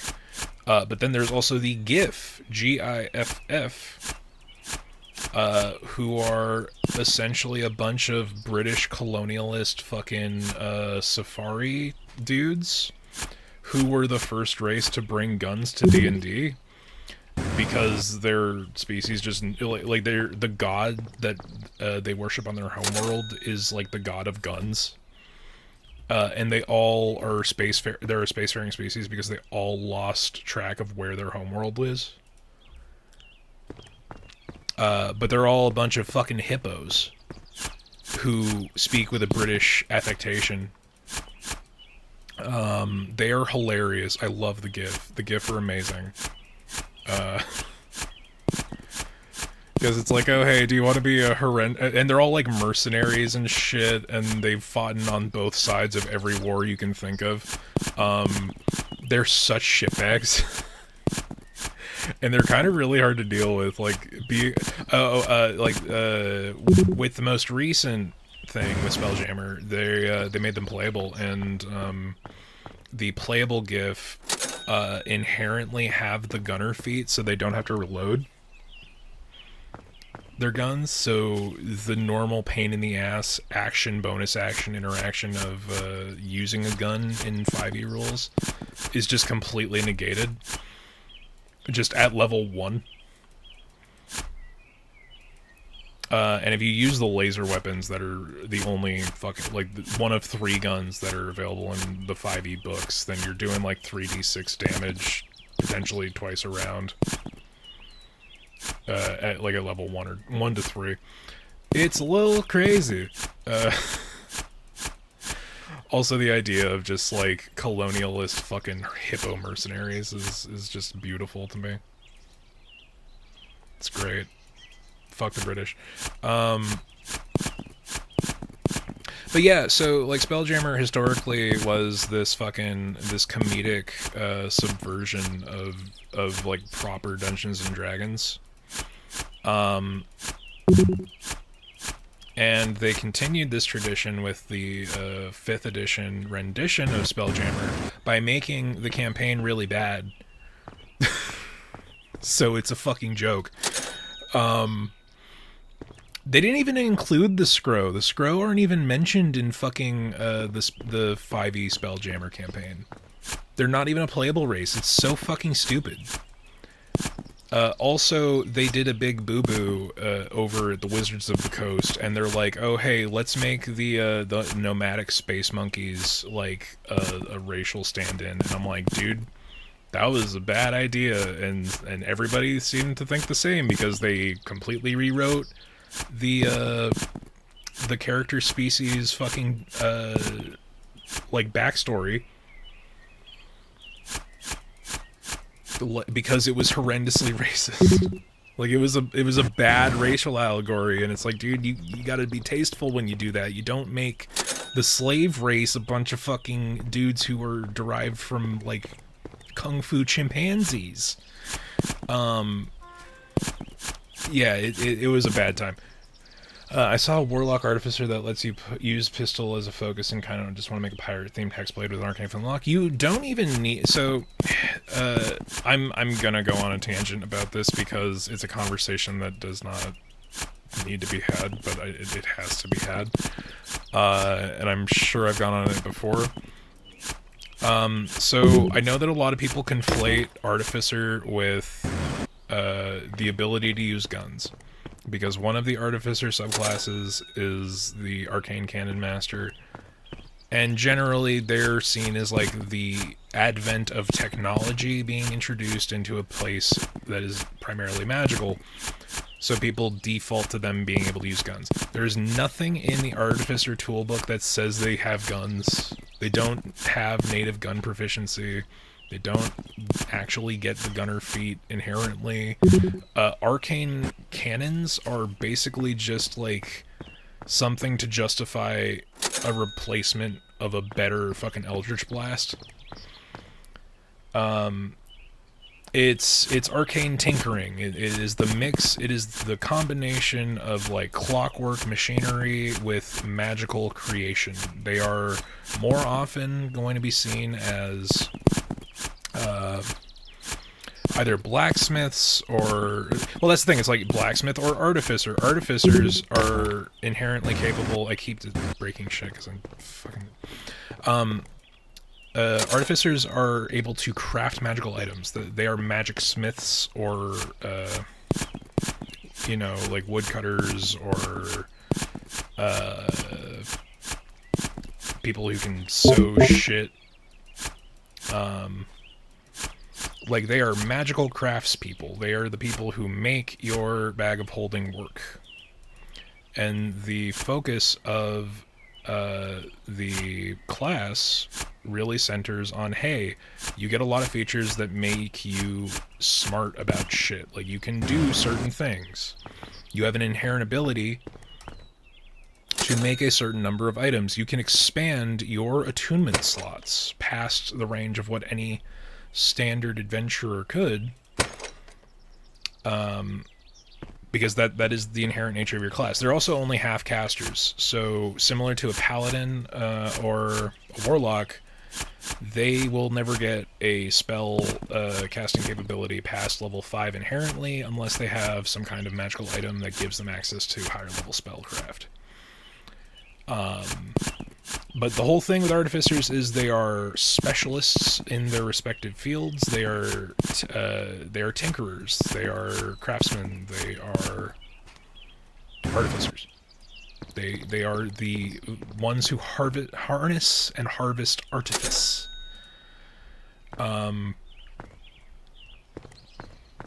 But a lot of people just conflate them with the ability to use guns because, you know, what else is technology in, like, essentially the Bronze Age? That seems completely out of place.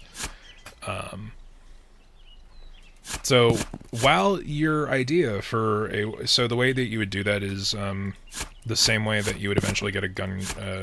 If you go Kensei Monk, you can actually have a monk that has gun proficiency inherently. That's a different conversation. Your Warlock Artificer build, completely viable, 100%. You could totally do that. Shooting Eldritch Blasts out of a gun, and then shooting the gun, very good. All about it. Sick idea, honestly. But, the gun does not necessarily come from Artifice. Fuck. You can focus it around guns. It's totally an option, but there's like 15 different ways to make that a little bit better. If you want to do, like, if you're fuck, I can't think of it. There's a and this sounds kind of insulting, but it's not. There is a shitty seasonal isekai anime that I forget what the fuck it's called, but basically a guy is reborn into a fantasy world, but his whole deal is that he can't do their traditional magic, but he was gifted just a gun and the ability to make specific bullets out of shit. If there's a simpler way, I'm all for it. I understand that DMA let me have to make a pistol my focus. So, the way that you would do that is that you would have to have pistol proficiency, which nobody except for the GIF have. So if your DM will, from level 1, if your DM will let you have a GIF with their inherent Spelljammer abilities, which is just the gunner feat, that's the only way you'd be able to get that from level 1. But the way you would do that is you would go Pact of the Blade Warlock. And I know it's not a gun, or it's a gun and not a sword, but blade is just generic on weapon. And then you can expand upon that with certain Eldritch Invocations. Improved Pact Weapon is going to be the core one, because I think that's the one that allows you to change your Pact Weapon to be to include crossbows, because I know that there's a really sick Hexblade build that allows you to use crossbow proficiency and weapon. The biggest thing with Hexblade is that it changes your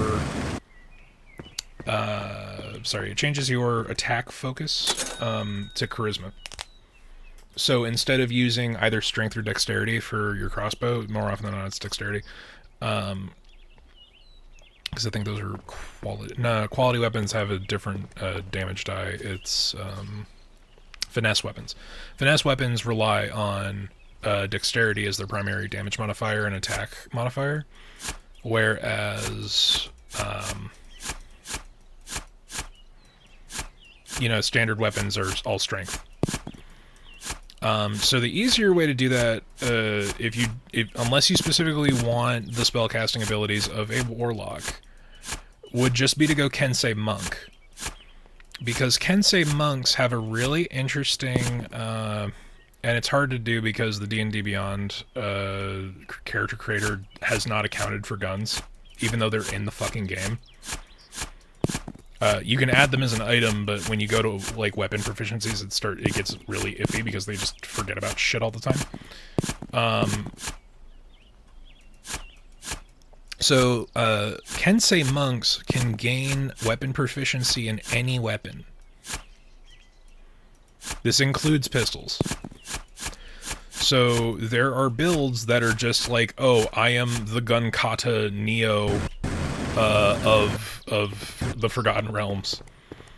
Because you can essentially use your weapon attacks alongside your unarmed strikes, and they will both benefit from your wisdom modifier as opposed to whatever the other standard ability modifier would be.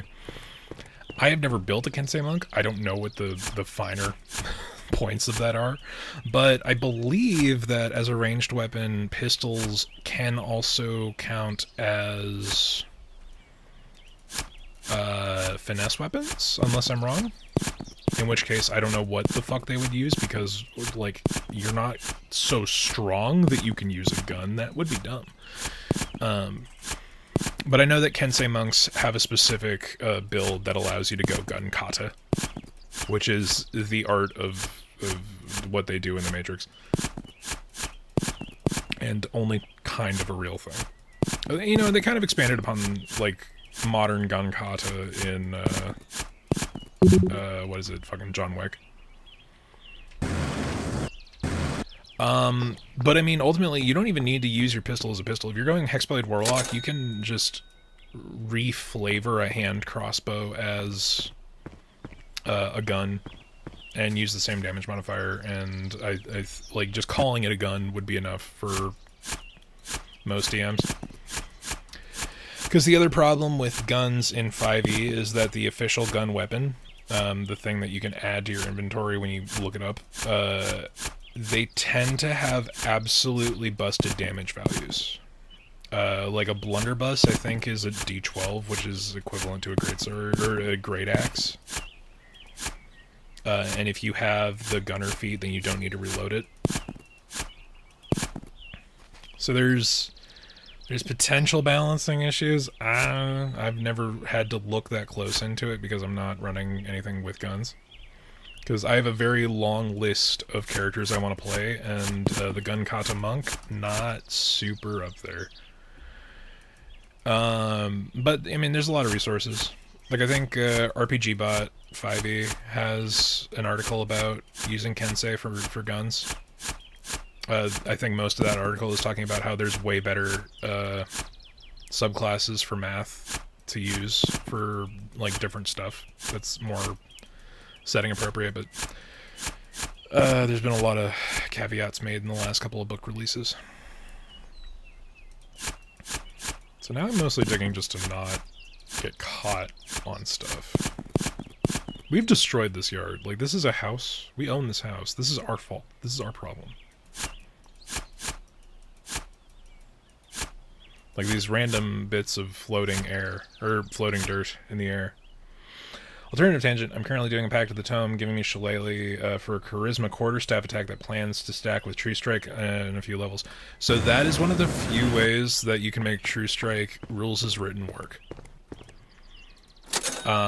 Shillelagh basically does the thing that the Hex Warrior feature of Hexblade Warlock would do for the sake of Warlocks. Shillelagh just makes it so that whatever your spellcasting attack modifier is, you can put it onto a weapon that doesn't use it inherently.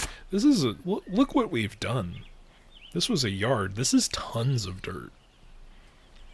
Like, I don't know if, like, if anybody has, like, a conception of, like, what a ton of a particular material is, minus all of the fucking rocks in here. For reasons I'll not get into, there was like a 2-ton stack of sand in front of the house that I lived in before I moved. And it's a lot. And it's about this much space, I would think. Like, this is 2 to 3 tons of dirt.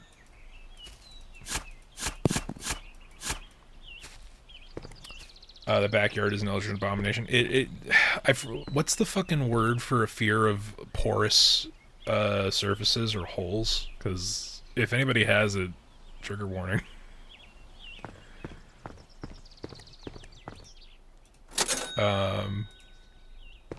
But yeah, so you can make guns work a couple of different ways. If you're in a setting where you're allowed to use a GIF, G-I-F-F, they make guns work the best. Also, it has been another 30 minutes. Holy shit. What have we done? This is a Bloodborne boss. It does look a little bit like, what do you call him, Amygdala's head? Tryptophobia, okay. Yeah, no, so, tryptophobia warning. Because very porous, very whole. Okay, I know that down there is more, but what if just this way, though?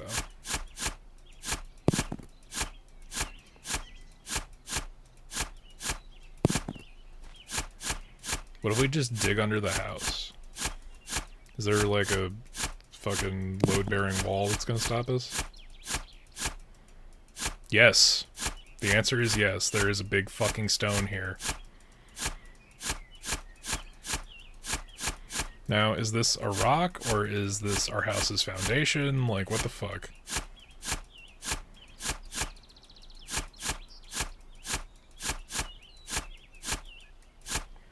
Okay, it appears that it is just a big old wall.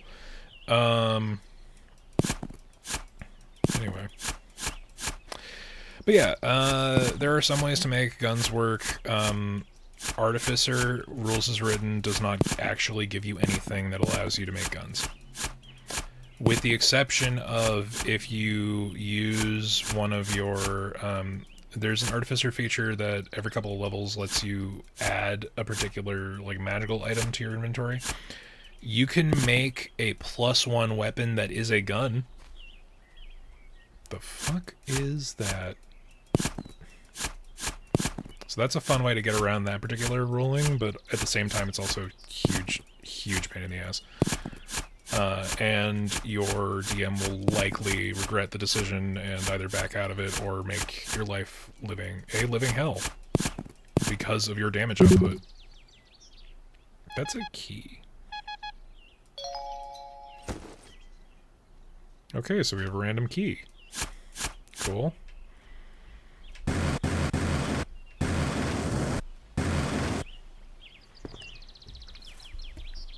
Wait.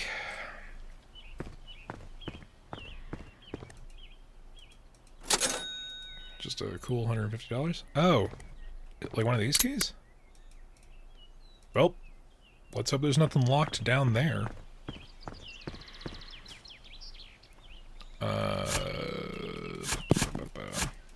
But yeah, there's a bunch of character builds.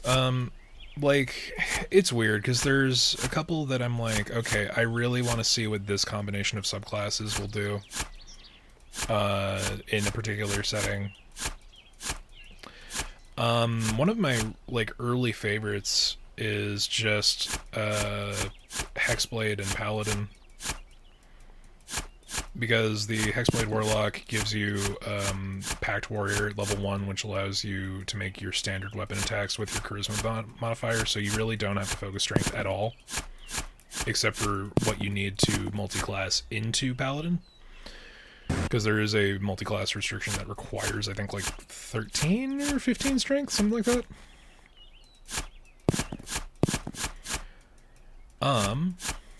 But aside from that, yeah, just the ability to attack with your Charisma modifier with a weapon attack. You get, by level 5 you have multi-attack. And the ability to decide to smite should you choose to crit. If you crit an attack, you can then add a whole bunch of damage by throwing a smite on top of it. And there's a lot of ways to help boost the absolute fuck out of that. So if you get, like, let's say you want to go extra cheesy, if you get an elf and you decide, not only do elves, I think it's half elves that have the extra point. Like, half elf rules is written gets 2. I think it's a +2 in charisma, a +1 in dexterity, and a +1 in wisdom, and a built-in proficiency bonus, if I'm remembering properly. Anyway, if you then build into charisma, and the first feat that you take is there's one in particular that'll really fuck things up if you're going Hexblade Warlock Paladin. It's called Elven Accuracy, which is one of those things that I don't think they put into the 2024 rules because it's another one of those species-specific feats. Oh.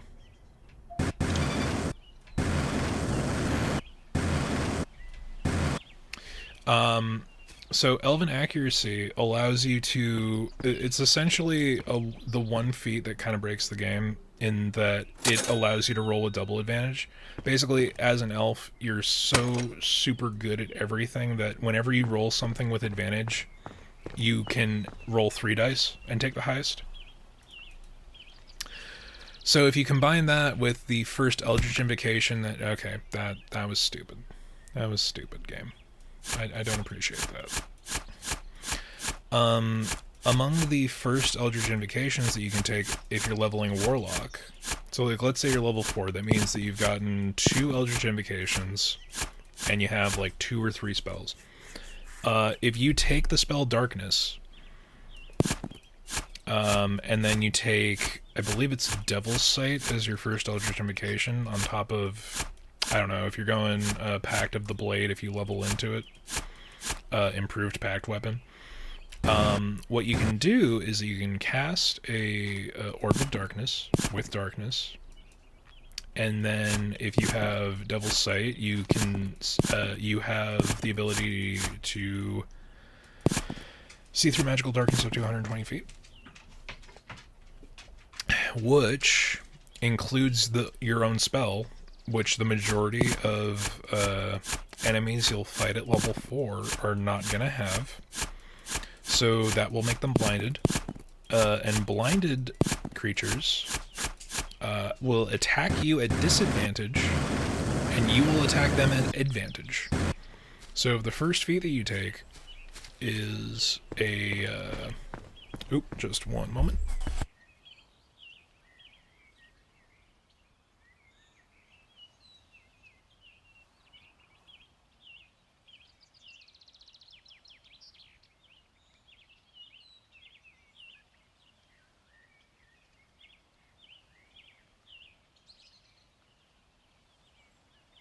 Sorry, I had to get the door.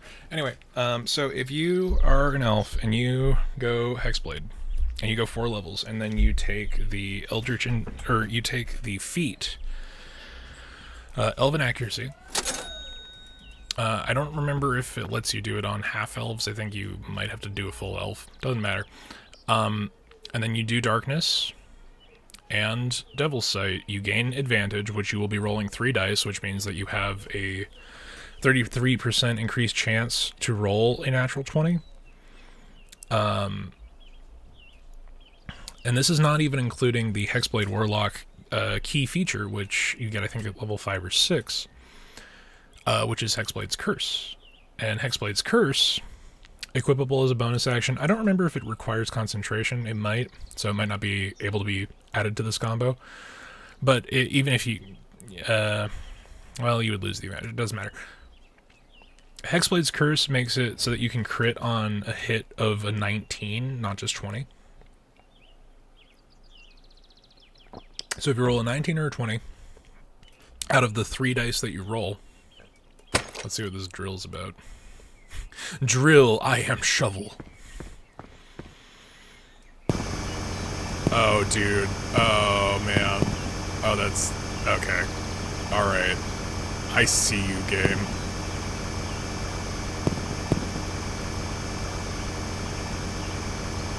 Just completely smooth out all the bullshit that we've been doing.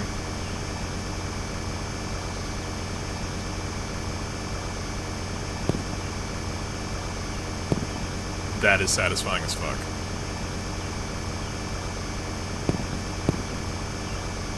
I don't think there's anything in fucking Power Wash or Hard Space Shipbreaker that's anywhere near this kind of jump. But yeah, so you'll be rolling 3 dice, and then hypothetically you'll be able to also do it on a 19. But if you crit, you can then add smite damage, which doubles because you crit, and you can choose with the way that Paladin Smite works with Divine Smite, you choose to do so after the fact. So you can smite after you have successfully rolled a crit. You can declare the smite afterward. If you're extra confident that you're going to roll a crit, you can do the other thing, which is use any of the other smite spells. So I think like Wrathful Smite you invoke as a bonus action, but that is also concentration. It's not particularly great. Just stick with Divine Smite, it's fine, because it allows you to do the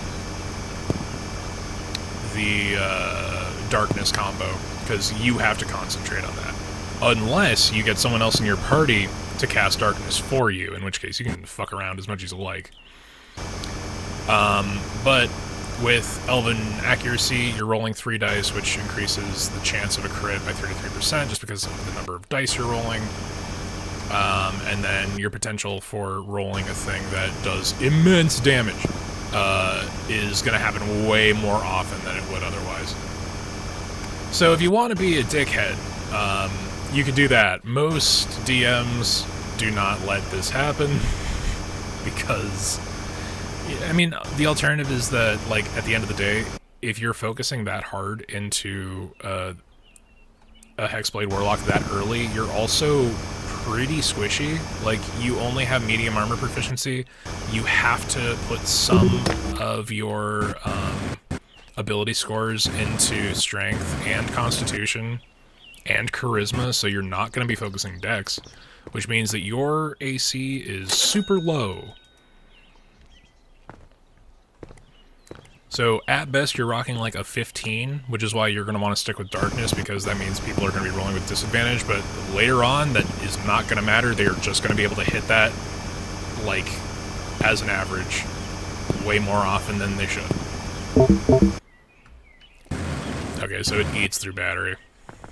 That's the downside.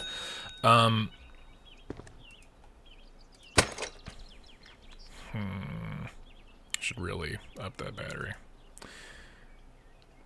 They can't hit me if they're dead. See, that's the line of thought, but you better not be hitting more, or you better not be attacking more than 3 fucking enemies at any given time, because most of them are not going to pursue you into an orb of darkness unless they're dumb. Or unless, you know, your DM wants to give you a win. Fuck. Alright, I gotta clean that up.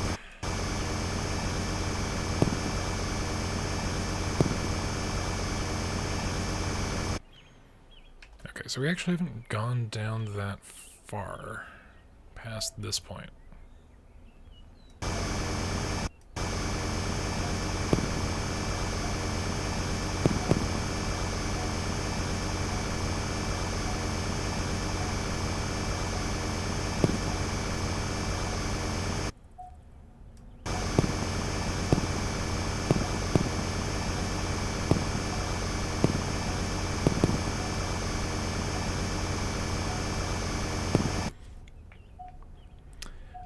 We really probably should get that lamp. There we go. Okay. But yeah, so, like, that's a fun combination. And if you really, like, min-max the fuck out of everything, there's a lot. There's a lot you can do with that. Also, you get, because you're focusing so much into charisma, you really can be your party's face on top of that. So there's a lot of in and out of combat reasons to pursue that combination of character. It also really depends on what you want to do first, because like if you can hold off on doing all of your extensive warlock bullshit, like if you're starting off at level 5, you might want to go paladin first, because paladin starts off with heavy armor proficiency, and that means that you're allowed to wear plate and then also cast spells because you're proficient. Whereas if you start off with Warlock, you do get slightly better saving bonuses, because I think Warlock gets Charisma and Wisdom, whereas I think Paladin gets Wisdom and Strength. I could be wrong on that. I would have to check. I've not played a Paladin in a very long time. But yeah, there's ups and downs. The problem with Paladin is that its ability score is so fucking heavily split that you're gonna have to... Something's gonna give somewhere. You're either not gonna be able to dodge anything because your dexterity is so bad, or you're not gonna be able to hit anything for a while if you go straight Paladin, because you then have to actually care about strength, unless your DM throws you a bone and gives you, like, gauntlets of orcish strength, or whatever the fuck the strength 19 item is. Strength is like the one that really does benefit the most from just like ignoring completely and then building into with items later, because there's a fuck ton of items that set your strength to a particular score.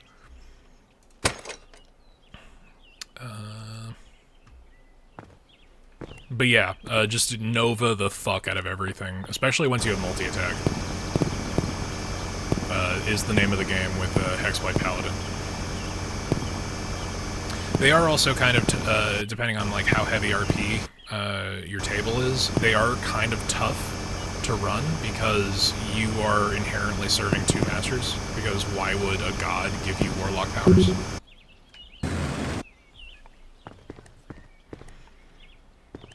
But, you know, that gives, depending on how much your DM likes doing that, that gives your DM a huge narrative opportunity to, like, push you into a decision-making process that may be super conflicting and, you know, might create opportunities for your character to grow and make decisions, and, you know, maybe you back out, maybe you break your pact.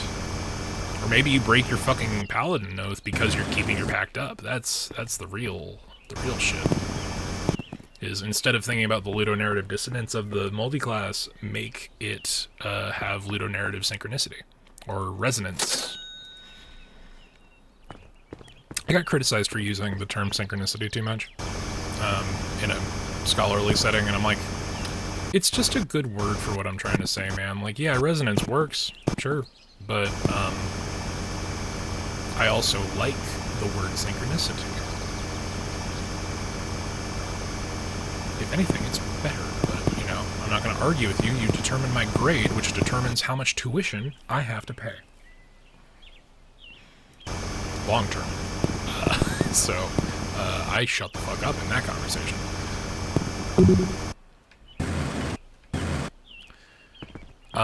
But another class I really wanted to try... Like, there are 3 different monk subclasses that I would just want to take to level 20. Like, I really, really want, fucking what was it? There was a fun little or a fun combination of subclasses where, I think it only required... Like, you could put as many as you like, but it only required, like, 2 or 3 levels of cleric, so that you could do a Twilight Cleric with a monk build. Because the Twilight Cleric's divine channel divinity is to create an orb of light around him that basically every turn that you and your party are in it give you temporary hit points equal to your fucking cleric level. So you really want to focus that, but if you want some combat stuff, shit. I gotta be careful about extending the battery, because the battery is how I get the fuck out of here.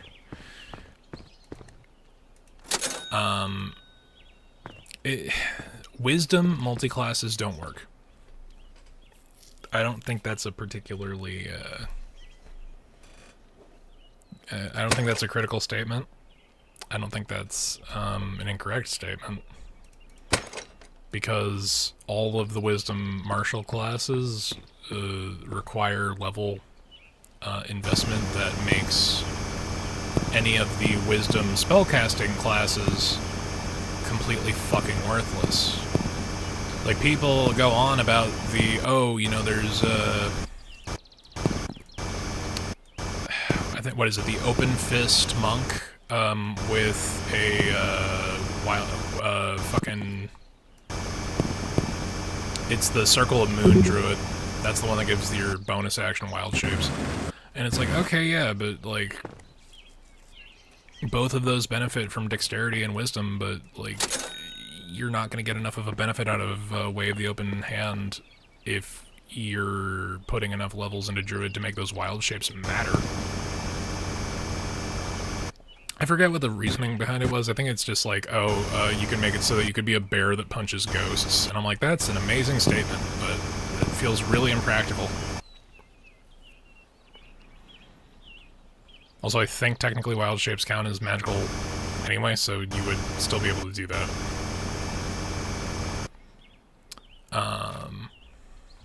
I did see a really, like, broken in the bad way, not, like, good for you, but, like, this does not work and shouldn't, combination of Druid and Cleric, and unlike a half-caster, those spell save DCs are mutually exclusive. So if you get a Moon Sickle, you cannot let that benefit your Cleric because it's specific to your Druid spells. Whereas if you're running a Warlock and you then play another caster, your Warlock, usually you would have to do a Charisma caster for it to work, but if you're doing like a Warlock Sorcerer combo, Pact Magic actually just works with whatever else. Like, there's nothing restricting you using your Sorcerer spell slots for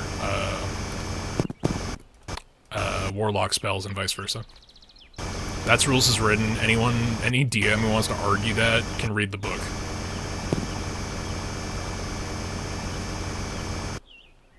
Okay.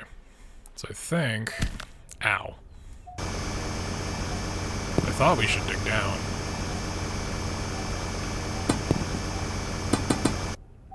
We've hit bedrock.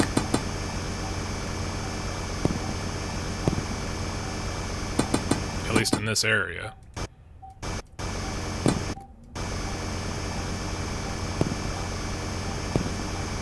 Interesting.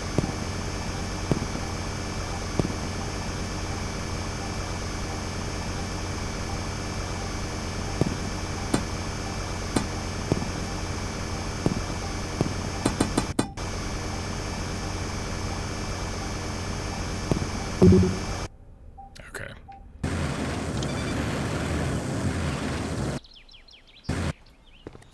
Alrighty.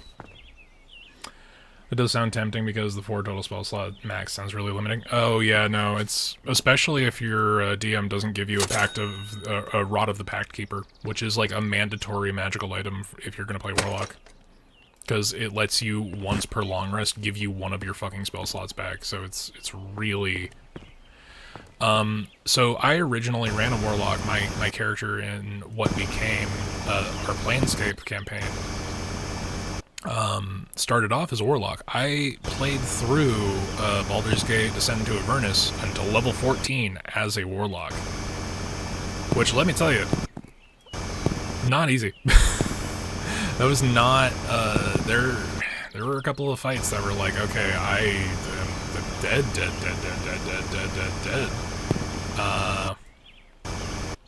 Especially because I started off, this started off as a Adventure League game, so I was starting off with a level deficit that I had to be, you know, caught up over the course of however many sessions.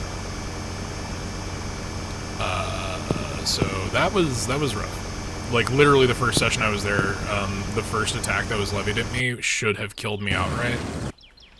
Like, I think it was like 2 points short of doing my character's remaining HP and then half of their max HP. Or I think it was the remainder of their max HP. It was like 2 points off. I like, literally, first hit I took should have died. Didn't, so that's good. Also, something about Adventure League games, they love Warlocks. I think it's because they benefit the most from, like, short-term interaction and short rest, and they have the most longevity and low level, but that's the difference between people DMing games in low level versus high level. It's like there are some classes that are just like, okay, this class will not survive this time frame. If you have to do 4 back-to-back encounters against 30+ enemies that are all like CR15 plus to get to a end game boss, essentially every narrative arc, your fucking level 15 Warlock is not gonna do shit. Eldritch Master kind of sucks for a level 20 feature. Yeah, no, as a capstone feature, Eldritch Master sucks a big old bag of donkey dick, because it's like the shittiest version of Divine Intervention. It's a shittier version of Divine Intervention that gives you back 4 fucking spell slots. It is such fucking bullshit. Now, if they made it like a skill check, if they're like, okay, so as Eldritch Master, you can gain back a spell slot if you roll above your level with a charisma check, they're fixed. Off the top of my head, fixed. Because basically you just need to roll a 16 or higher, you get a spell slot back. Make it a bonus action even, fuck it.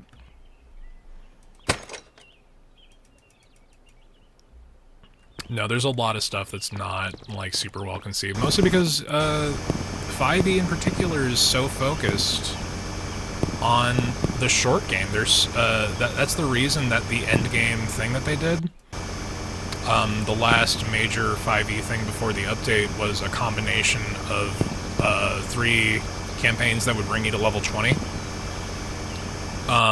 Was that there was so few things that there were so few things that focused on high level play. Like the majority of campaigns, you're going to be spending like 9/10 of the time below level 9 by the end of it. And then there were even fewer that are like, okay, here's a lot of high level play, and like if you're running what is it? If you're running Milestone, you get a level after this fight, and this fight, and this fight, and this fight, and it's like, okay, cool. So levels 9 to 14 don't matter. Because either 12 is going to be your capstone, because your DMs don't want to deal with 9th level spells. Or 16 will be your capstone, because that's when they introduce that shit. Or you're just never going to hit there.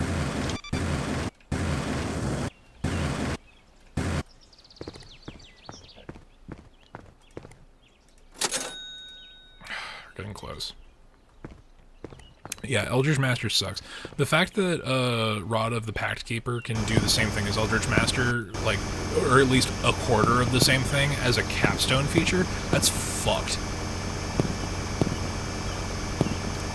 Sorcerer's is similar, but it's not as bad, because I think it's on short rest you gain an additional 5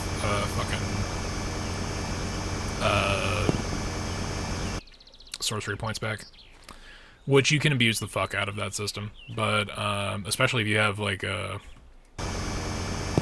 what is it? There's a fucking casting focus that I think it's like the blood something blood vial that does the same thing as the capstone feature, which is stupid as fuck. Warlock's really lacking, but you're not going to run a Warlock for 20 levels. Although it sucks, because there's a lot of really cool shit that only high-level Warlocks can do. Because when we started the Planescape campaign, I told... it was right, literally, days after, like, our session 0 for the follow-up campaign after Descent to Avernus,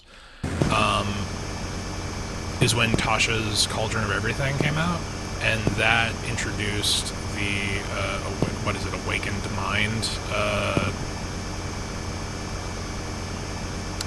sorcerer, and I'm like, hey, you mentioned, like, hey, to talk to you if you wanted to change anything. Like, and you mentioned like level distribution.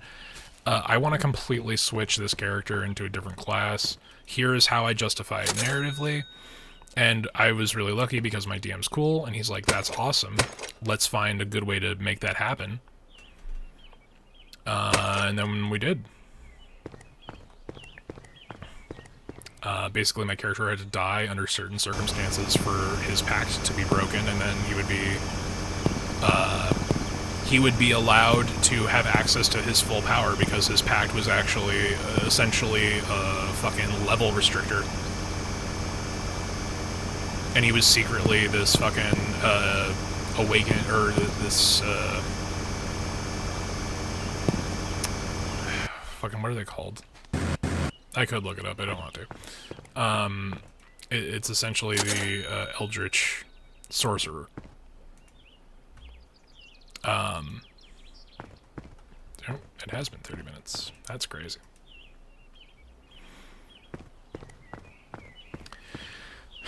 But while I was still a level 15 Warlock, because we started that campaign follow-up off at level 15, there's a whole bunch of fucking shit that you get access to that's just amazing for Eldritch Invocations. There's an Eldritch Invocation that gives you 30 feet of True Sight. There are CR20 monsters that don't have True Sight. And it's like, oh hey, are you dealing with a visual illusion? Guess what? Your Warlock just knows, because they always have 30 feet of True Sight. Are they within 30 feet of it? They know that it's bullshit. The other one is, it's not One with Shadows, but I think there's another level 15 Eldritch Invocation that just lets you turn invisible as an action. No limit. Just invisibility forever. It's, you know, it's got the same restrictions that the spell invisibility does, but you can keep doing it every single bit. Can't wait till I get to the True Sight. I think the True Sight one, is that the level 4? I think that's the level 14 restriction. It's late game, man. It is late fucking game, depending on what you're playing. But that shit is so fucking useful. There's, like, entire campaigns that would be torn apart by you having True Sight all the time, forever. Because the only way to get True Sight outside of that is to cast a 6th level spell that has a costly fucking component. And the fucking usage of a 6th level spell every fucking... And it's only for an hour. What? Kaya. Hey, what's up? Thank you for resubbing. Holy shit. It has been 3 months. Fuck. We're playing a game about digging a hole. Yes, that is what the game is called. We've been digging a hole. It started off as a backyard, and now it's this. We got a drill and a jetpack. I'm doing alright. Just chilling here with Eric, talking about D&D. And, you know, the ever, in the state of the world on this, the day of deception. I'm not a big fan of, April Fool's Day. Mostly because I just forget what day it is, and then I go on Twitter and I'm like, oh my god, look at all this shit that's so cool, oh my god, and then I'm like, oh right, look at the date. And then the worst part is you look at all the shit that you're like, oh man, that's awful, I hope this is a joke, and then it isn't. And you're just like trying to cope with existing, and yeah, so I have not played this game before. I saw it on the Steam page forever ago, and I'm like, okay, I'm just gonna wait for a day where I want to do that. And today was the day.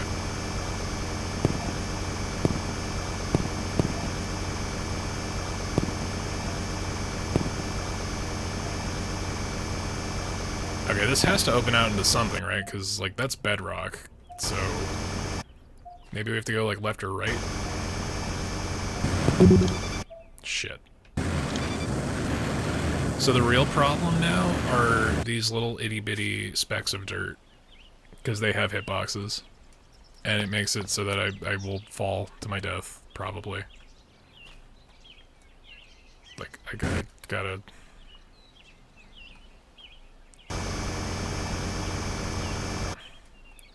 don't want to break anything.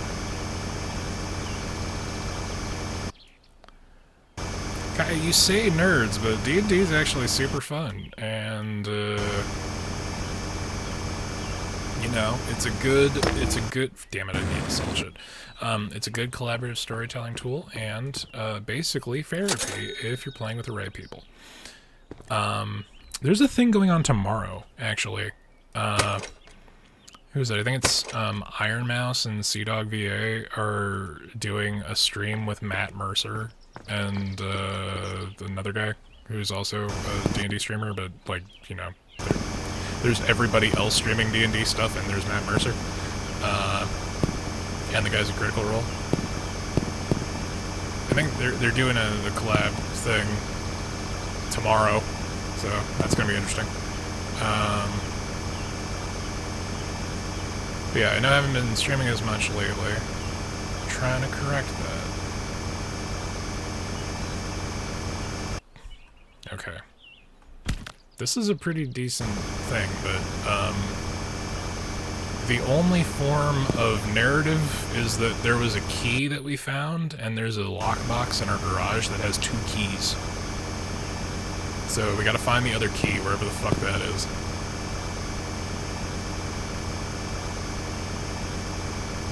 And this drill is a lot easier to use than the shovel.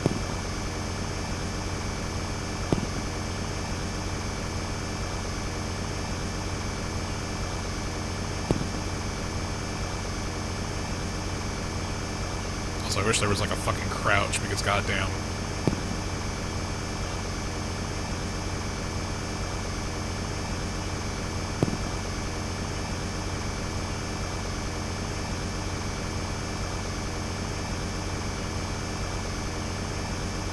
But this drill is the drill that will break through the vault of heaven. Shimon. Okay, we've hit another wall. So that's interesting. We've hidden 2 walls and a bedrock, so whatever direction we are currently looking is not it.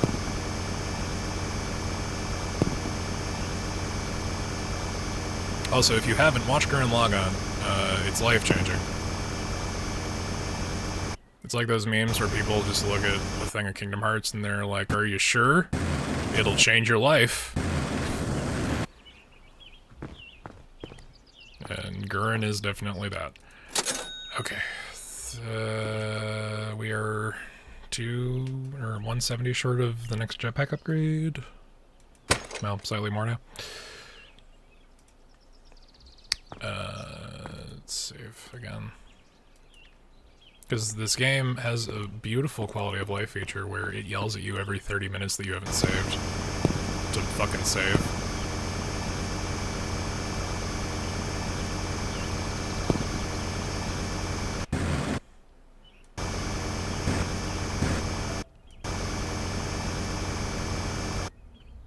Okay, so that's towards the house, right?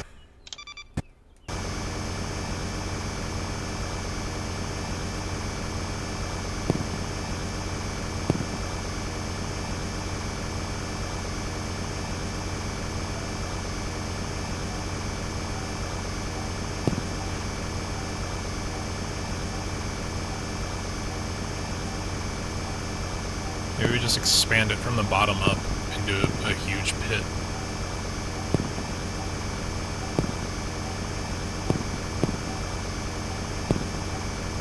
Also, there's more silver down here, so... Oh! Wait a minute. I thought this was bedrock. Oh, shit. There's another cavern.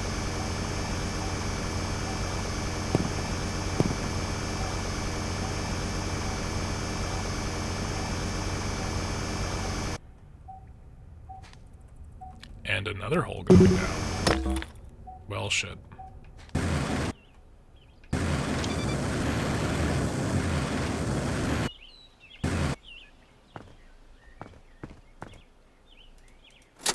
Oh, cool. Let's get that jetpack upgrade. And charge. Alright, now we're in the big books. I am a shovel! Day has not progressed. Or much, if it has, I can't really tell. Look at this fucking mess. Try explaining this to the realtor. I couldn't.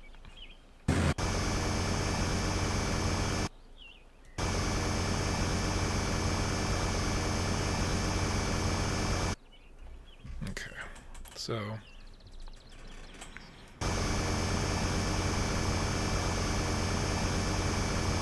Gotta remind ourselves where the fuck that was. It was over this way, right?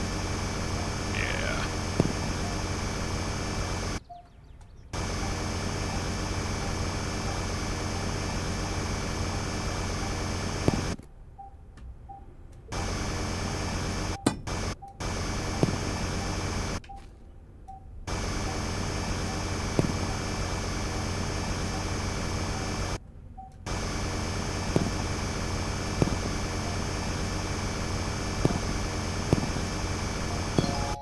Ooh, we found gold. We're striking gold. There's gold in them backyards, boys.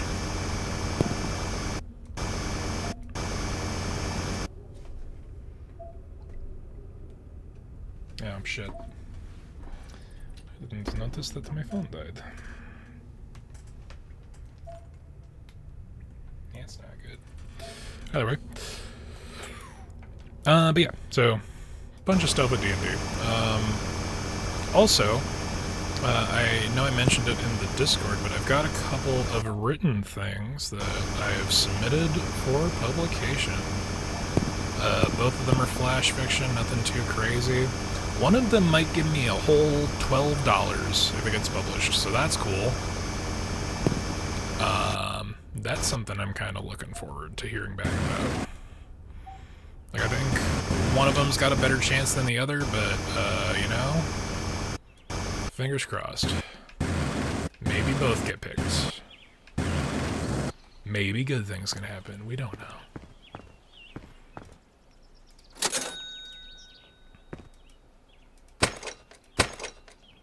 Okay. So, lamp may be a good idea. We'll see how good an idea lamp is. I think lamp might be a Ponzi scheme. Sold to us by Big Mothman. I would know.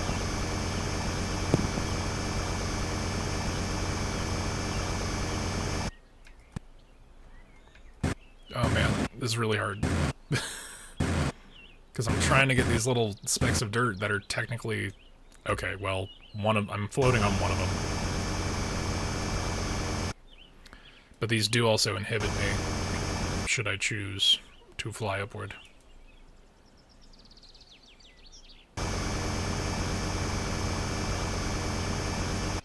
What am I fucking standing on, is the question.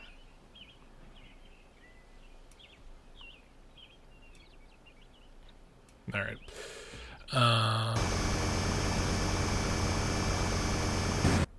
Okay, so... that's a rock. We can't do anything about that, but we can put a light. That did basically nothing, but you know what? It's fine.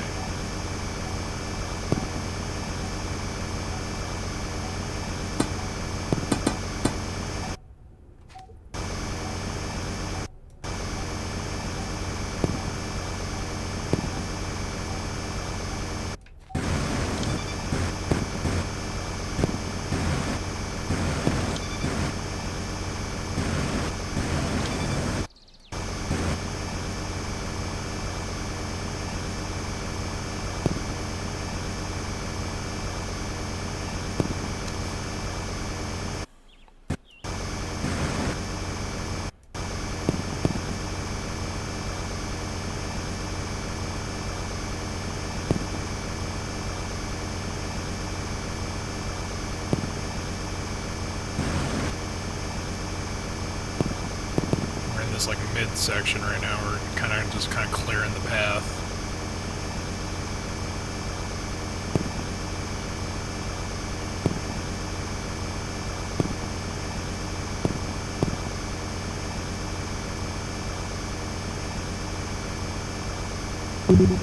Okay, that's what I was waiting on. So yeah, I think we're doing pretty good in the amount of hole we have dug. That's a pretty decent hole. And I don't know.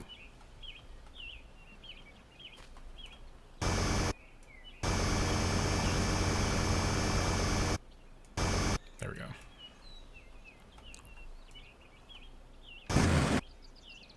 Also trying not to incur fall damage, which, that's a whole thing, I tell you.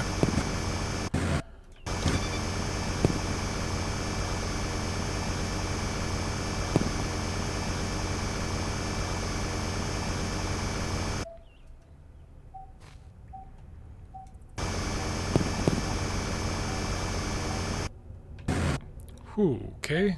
We're finding gold at least.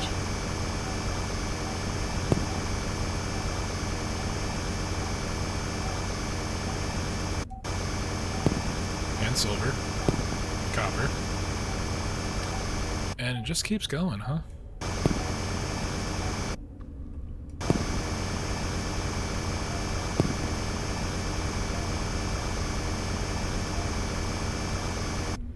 How useful would you say Eldritch Spear is? It increases the range your spell by like... Wait a minute, by 30 times your level?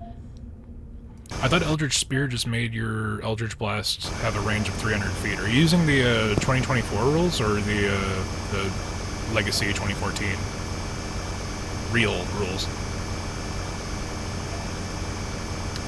Because I would say Eldritch Spear is actually super useful if you're building...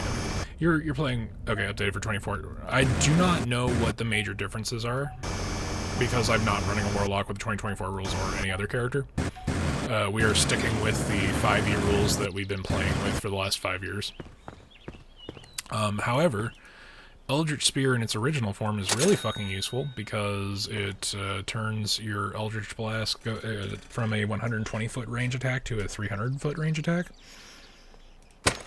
So basically, if you see somebody coming, you can hit them for like 5 rounds, or 2.5 rounds of regular movement and dashing, if they have a 30-foot walk speed, before they can even come close enough to hit you. So with Eldritch Blast, depending on what level you are, that's anywhere between, like 7 and 12 D10. So, like, if you're at one-on-one and you spot a guy 300 feet away, let's say you're at, like, level, I think it's 12, that it becomes 3 blasts of Eldritch Blast. So that's 3d10, assuming you hit.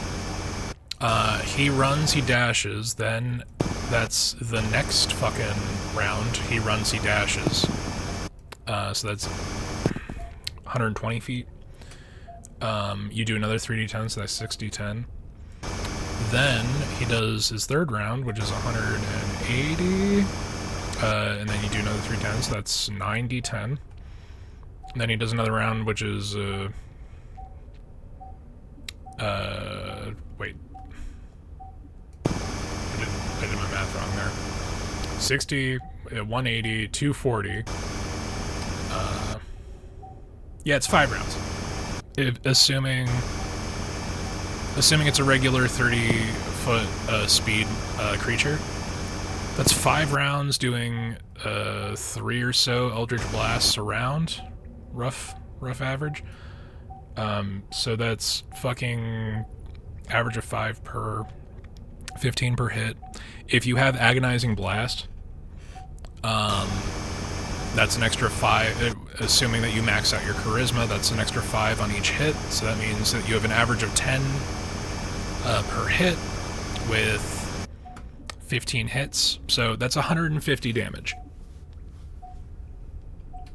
Yeah, so if you build Charisma early, you could do potentially 150 damage to an enemy before they even come close enough to hit you.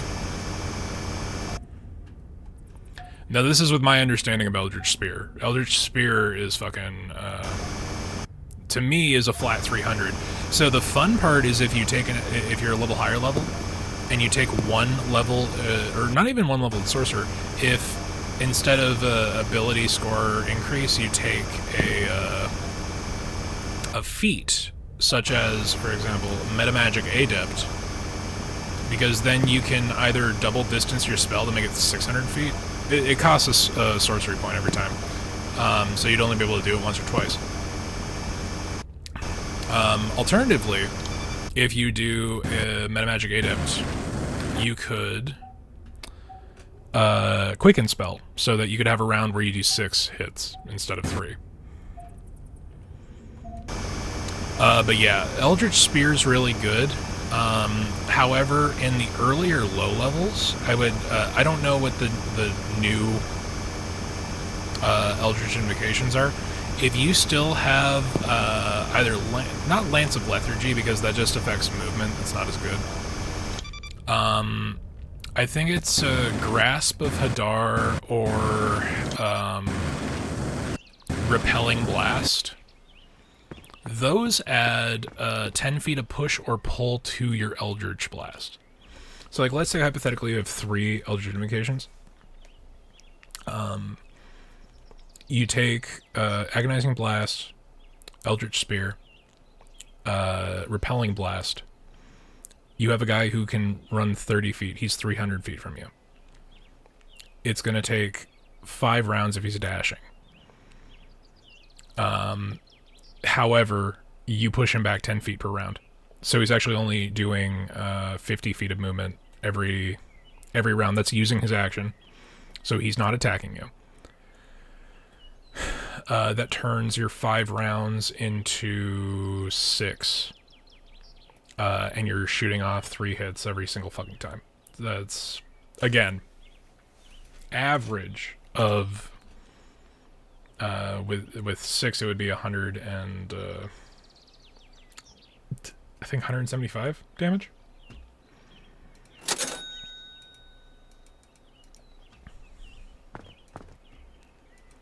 In the right circumstances, it's really good. However, most fights do not start giving you either a crow's nest or 300 feet of direct range. Usually some motherfuckers are going to walk up to you and be like, hey, fuck you. So you might want to hang on to Eldritch Spear until later on. Also, a really fun combination is if you do take Eldritch Spear, later levels, look into Spell Sniper, which inherently doubles the ranged attack, or the ranged, the effective range of all of your spells. So if you're fucking... So 30 times your level would give you 300 foot at level, or range at level 6. I don't know. I would have to look into how that's worded to give you a ruling, because that's the advantage of being a pedantic asshole like I am is that I'm a rules lawyer positive, not a rules lawyer asshole like negative. More often than not, I don't fucking point out what rules should technically work in our favor or not, or should technically not work in our favor. I point out the ones that do.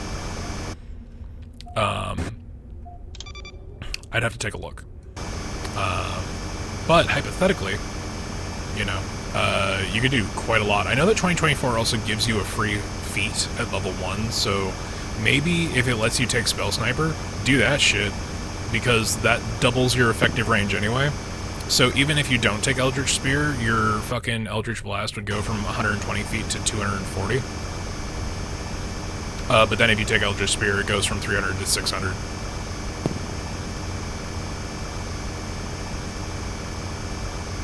So this thing led to us going down here, but... Okay, there's still down to go. Oh. It's right on the edge, huh?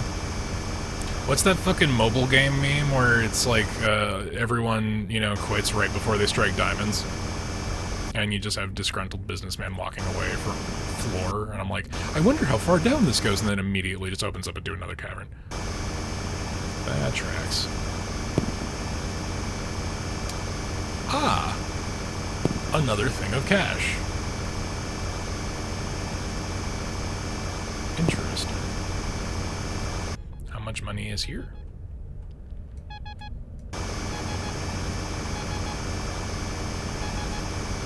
Yes, I see it. I just need to clear a path.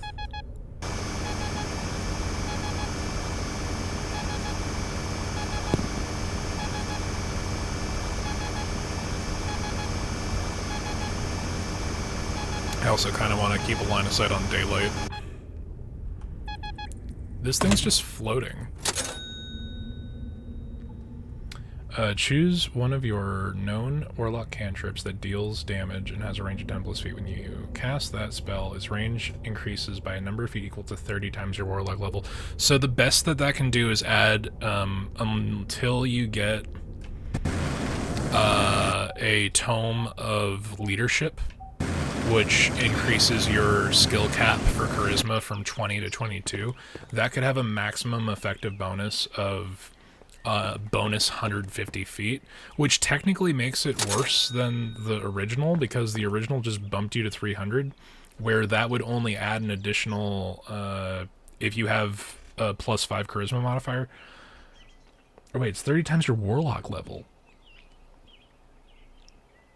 That's weird as fuck.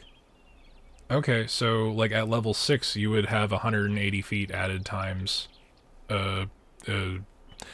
added to the starting effective range, which is 120 feet. So yeah, you'd have 300 feet. But what would be really funny is if you added Spell Sniper on top of it anyway. Because then that means that you have, what is that? It's 320 feet doubled at level 20.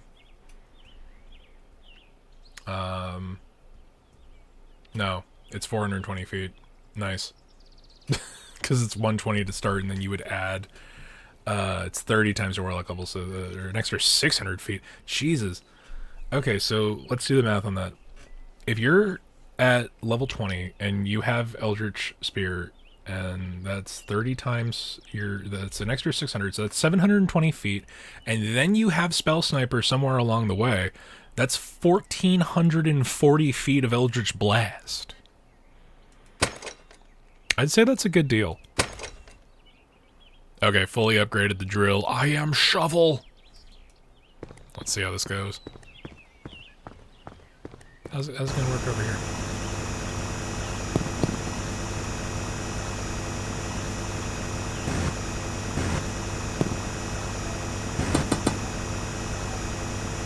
I don't actually know. Is it just wider? Is it any better? I can't tell. Might be quicker. I think it might be quicker. Feels quicker. 2024 Spell Sniper increases your range by a flat 60 feet. Fuck that. That's bullshit. Ugh. 2024 rules are garbage. I hate them. Because this is the kind of shit that I would do. I would build into fucking Eldritch Master, like Spell Sniper, like fucking nuking dudes from over 1,000 feet away. Only once for an attack roll? Yeah, I mean, but Eldritch Blast is one of the few that does have an attack roll. Eldritch Blast, and once you get to the damage differential, you might actually want to invest in, like, if you go Pact of the Tome, you might legitimately want to... It depends on what you're playing, because if you're fighting... If you're doing Descent into Avernus, which I know you're not, you're doing Theros. Descent into Avernus, you're primarily facing Fiend-type enemies. And Fiends are inherently immune to fire and poison 9 times out of 10. So if you take Firebolt when you're playing Descent into Avernus, you have made a mistake.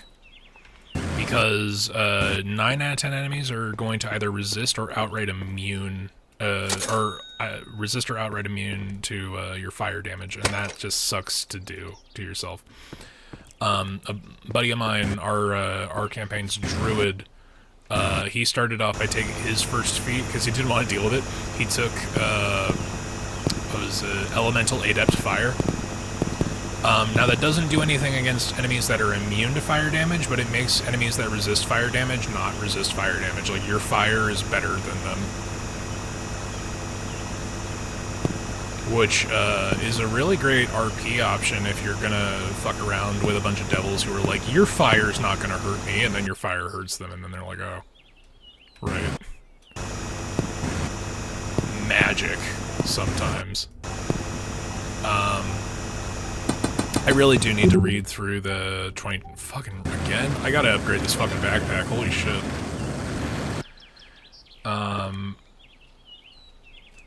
24 spell... No, Spell Sniper only affected things with an attack roll before. So, like, if you have Sacred Flame has a range of 60 feet, but it's a dexterity save, so it doesn't mean shit for Spell Sniper. Spell Sniper is good for Firebolt, for Eldritch Blast, any, like... So I'm currently playing a Sorcerer, and funny thing that you don't really realize at first, 90% of the Sorcerer fucking spell list are saves. They are not roll to hit attacks. There are very few that are. So I took Spell Sniper and I'm like, oh, this actually like literally applies to 2 cantrips that I have and like 3 other attacks. But those 3 other attacks are made at a range of go fuck yourself because I also have Distant Spell.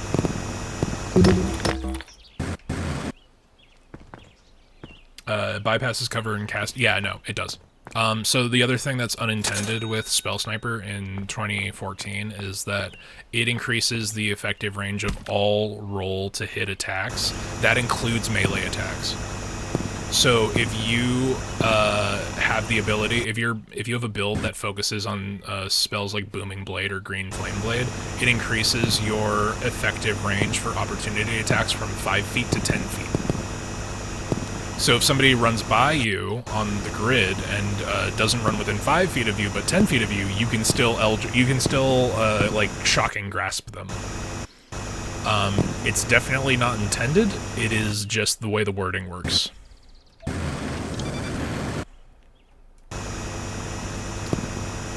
But at that point, you're arguing for like a fucking cantrip to hit at like 14th level, so you're really, it's just, no one's gonna argue at that point. They're like, okay, you get your little cantrip off. This enemy still has 500 attack, or 500 HP.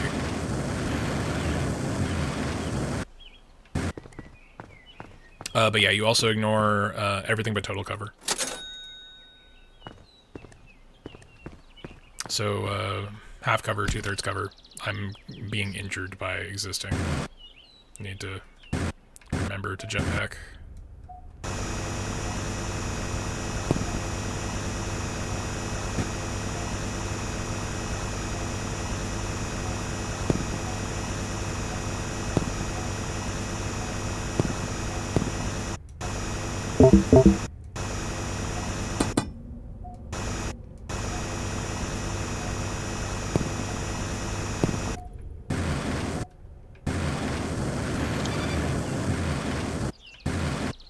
There we go. But yeah, that's the fun thing about D&D is that, like, it gets you excited to nerd out about fucking what is essentially math. It's how I got my religious cousin to let her kid go see the fucking D&D movie. And I told her it's just math. It'll make him excited to do math. That's all it is. It's all percentages, numbers. And it is, I'm not lying. It's straight up what it is. It's a fucking, goddammit. It's just it's a game. It's a game where you play percentages and roll strategic choices to fucking do math. Okay.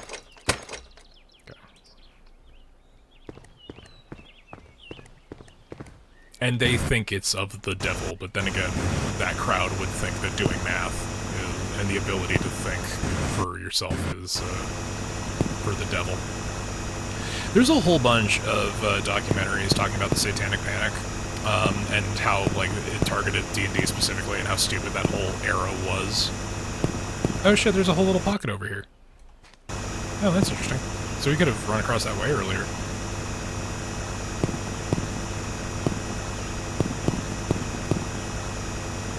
They're still at, like, stone and coal level over here. God damn it. Really gotta get that backpack upgraded.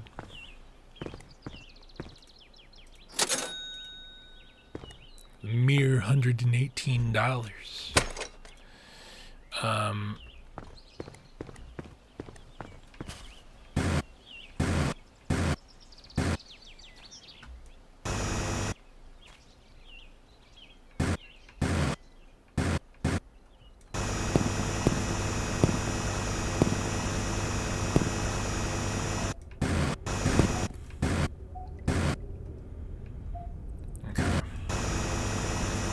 I should honestly buy another one of those lanterns. We're starting to get to that point.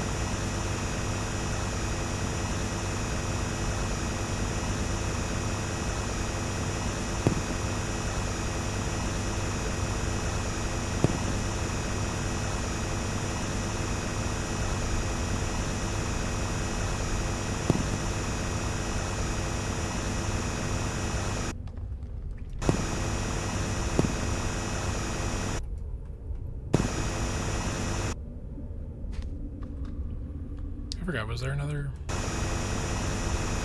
dip down?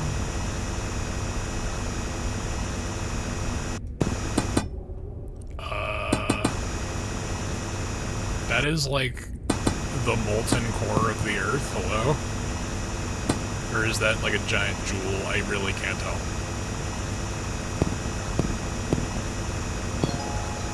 Oh, there is another hole down there. I mean, it's luminescent, so that's cool. We should uncover all of it. Assuming that touching it doesn't damage us.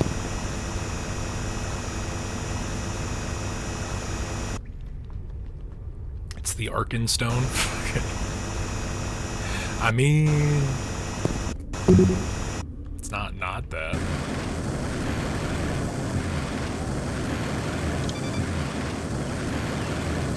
Okay, we're doing a fair chunk of battery just getting out at this point. We probably could have been smart about that and made like little landing platforms, but no, we are here to dig hole. Yeah, 25 to 40 seems really good. I know that the battery option is probably the better way to go, but fuck, man. We'll spend less battery if we aren't goddamn. Is the final upgrade just the boots from Portal 2 that acknowledge, hey, you don't take fall damage because of this thing? Because it seems like a good fucking upgrade for this game.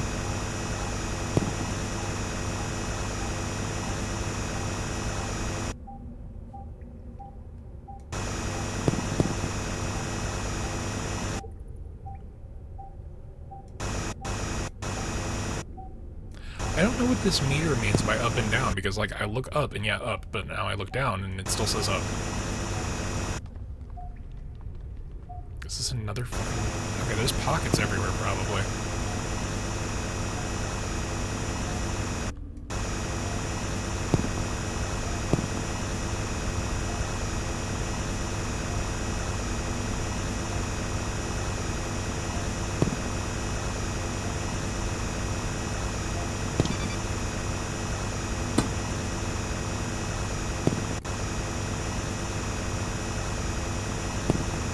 Okay, I really hope this thing doesn't hurt to fucking touch.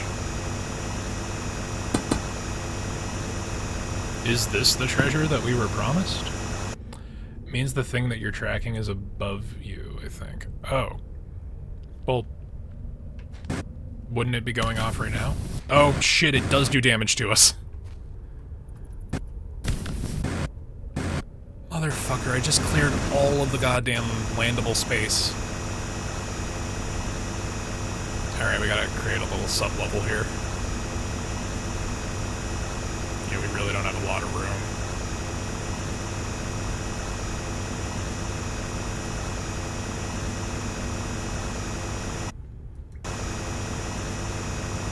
Great. I think the game forgot that it did damage until we were standing on all of it.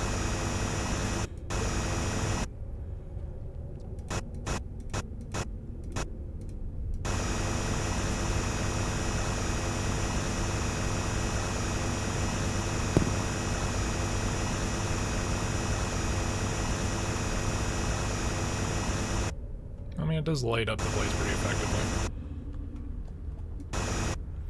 So this horrendous, I'm gonna assume magma, is saving us a little bit of money on lamps.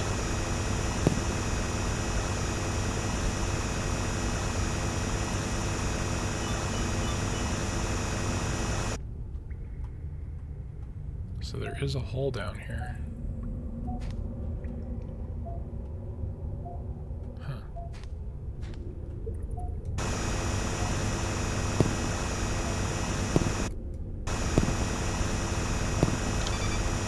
I would assume that the meter would be like, oh hey, you can't tell up or down. You're facing up or down.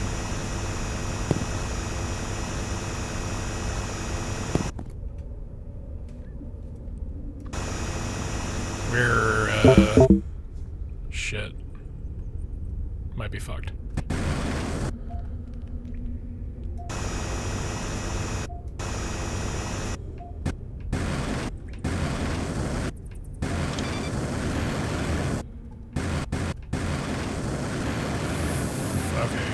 Battery low is not battery critical, because I looked down at the bar and I'm like, oh, that's just...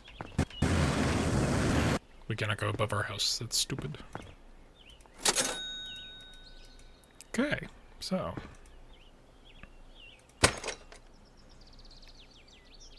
Okay, interesting. Big battery. Why not? And save, because we have not saved in 30 minutes. Holy shit, it's been almost 3 hours. We're nearing 3 hours of digging a hole, and I'd say we've done a job. We have not found that other key, though. So, that's something.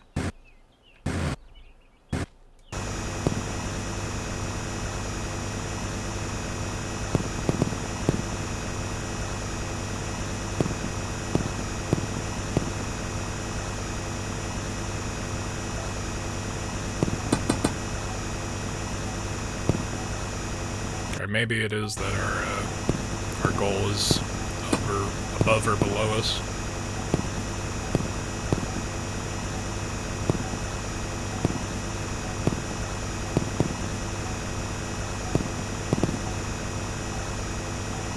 Clear out a little more of this before we go back down.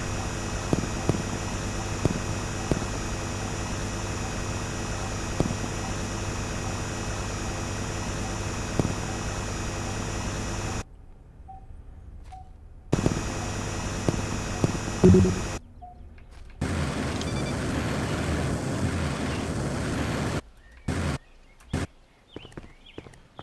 we go.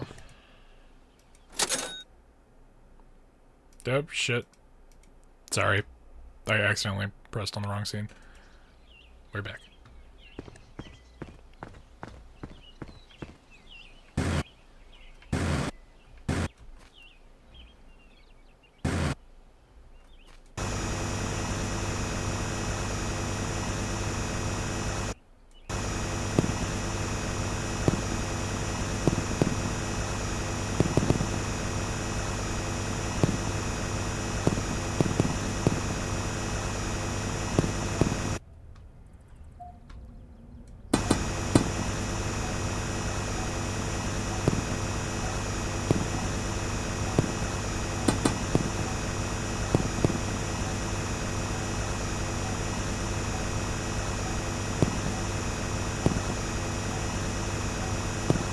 Also, considering the depth we found that floating briefcase, 120 bucks really was not a lot.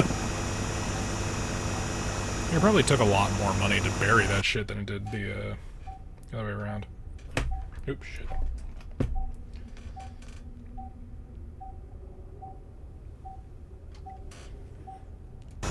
Okay, so we're like at the level we need to be. That's a wall. It's also a wall.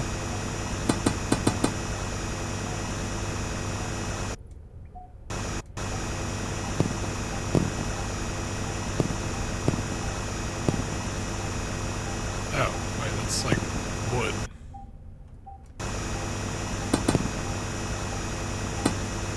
What the fuck is wood doing here?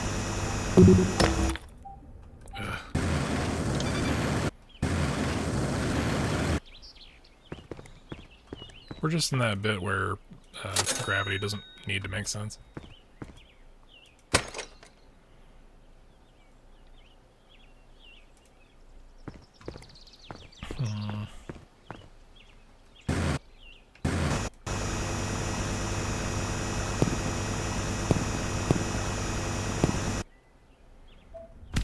Yeah, like even that amount.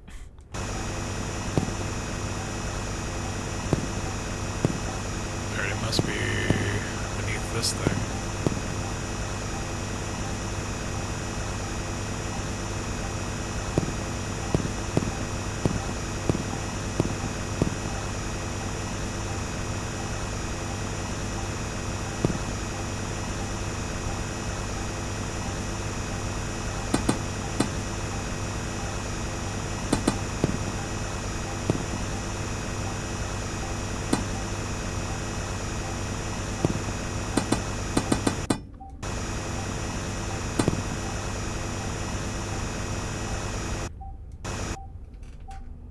Gonna call it a night, Lurk. Have fun. Alright, appreciate the hangout, man. But yeah, talk more about D&D at a time frame where it makes sense to. But I appreciate the Lurk. I do not know what is at the bottom of this hole, aside from the quote-unquote buried treasure. And silver. It's weird, there's like this constructed door over here.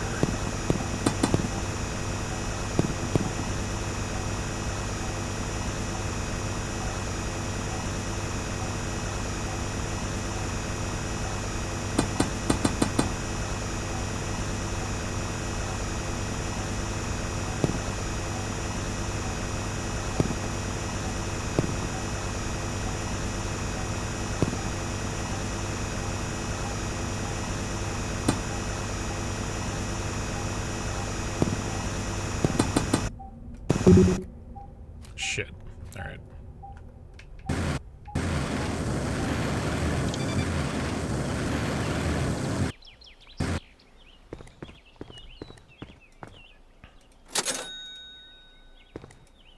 We're very close.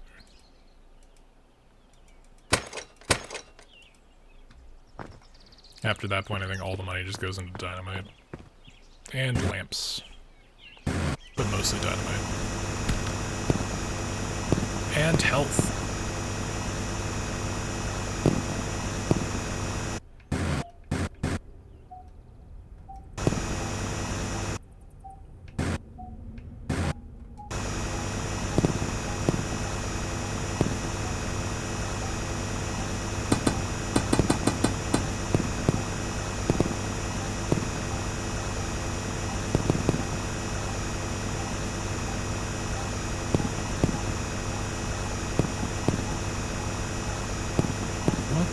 Fuck?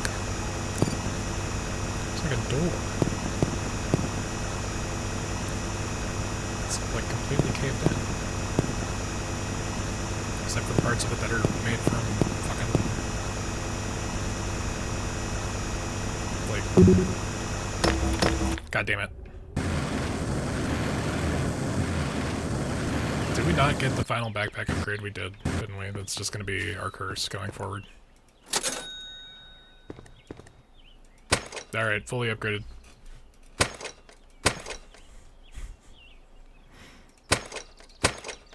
Dynamite and lamp. We'll add one of each.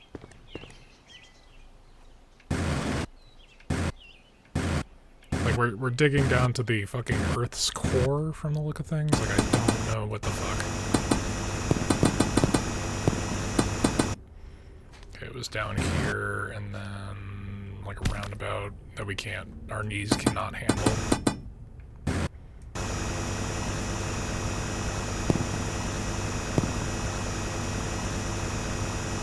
Wow, we dug way past where we should have. Okay, so into this mysterious fucking desolate area.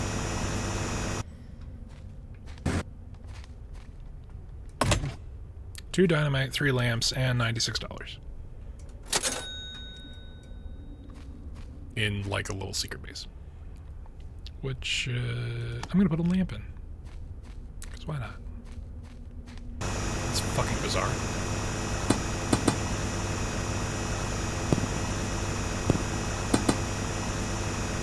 Well, let's clear out this whole bit. It's weird, it's like a fucking... bedrock hollow kind of deal.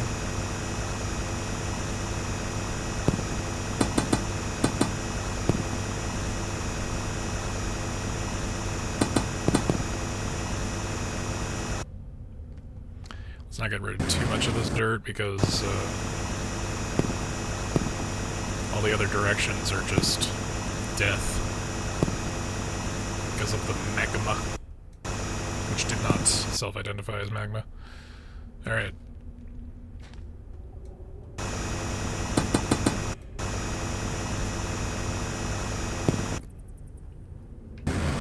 Okay.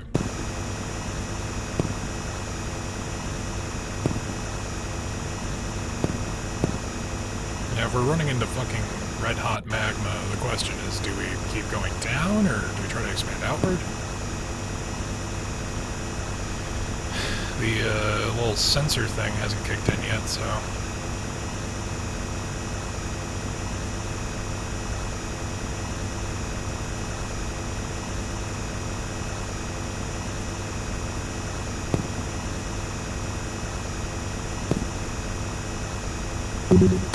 Fuck.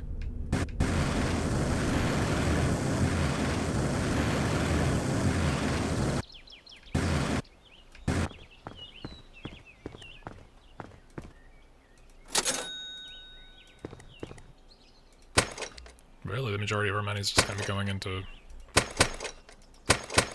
keeping our fucking health and battery up.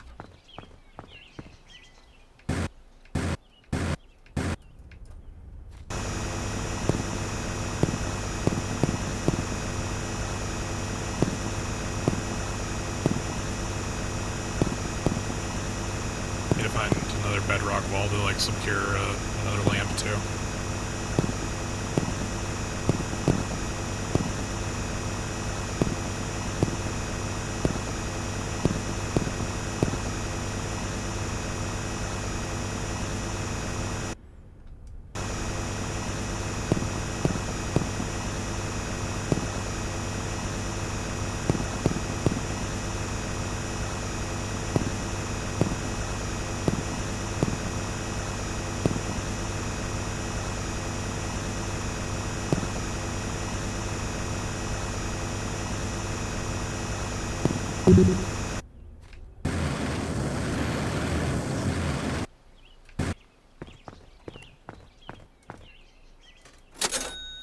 Nice.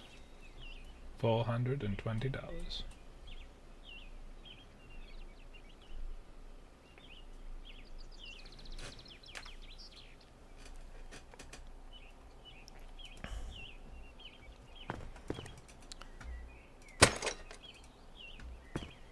So the real question is, like, when to actually use the dynamite.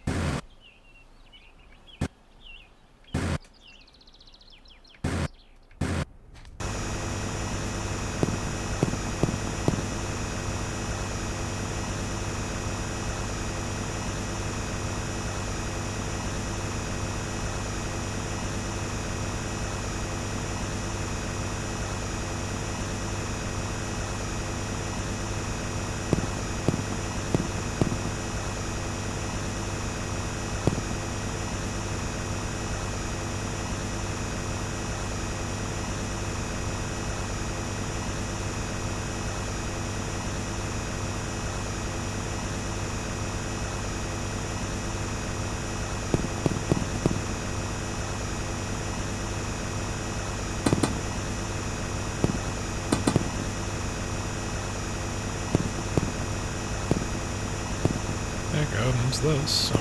Do-do-do-do. Good thing time is frozen as well as gravity in most cases. Aside from us. The only thing that can take fall damage. Fucking shit.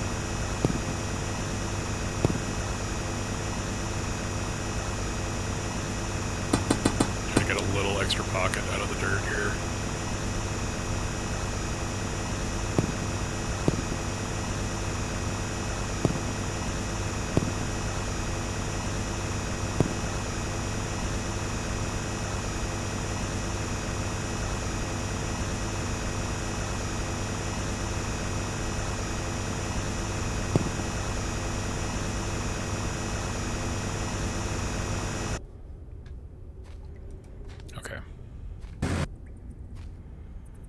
I think there was another room down here. Ow. Okay, so our next treasure is actually above this point. Which means it's probably level with the Megama.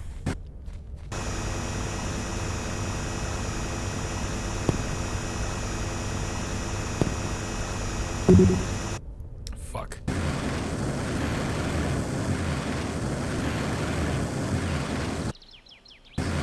How is the digging of the hole? You know, I keep getting bots in chat saying show hole, and I keep looking back over, and I think, you know, it's pretty okay. That's a hole. It's a whole lot of hole. It's a hole that requires a jetpack to traverse. Oh, is that... Fuck, I think we found our next thing.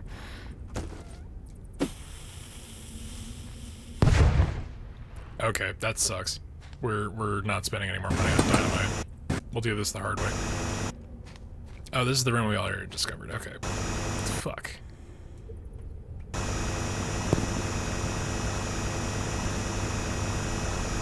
We're digging. And our drill is the drill that will break through the vault of heaven. Or something, whatever happens first. We've kind of already hit max upgrades, so I really am questioning what the gameplay loop is now. I know we have one more key to find, at least. So... Oh.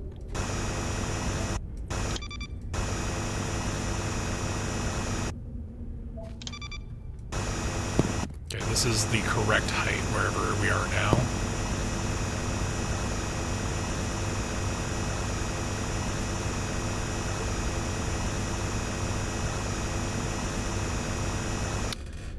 Posture check, unshrimping of the back, and hydration.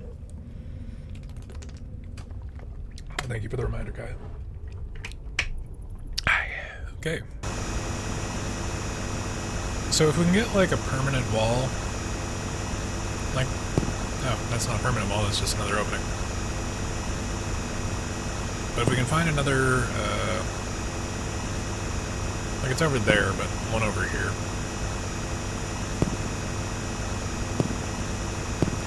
Another, what is a bedrock, like a bedrock wall.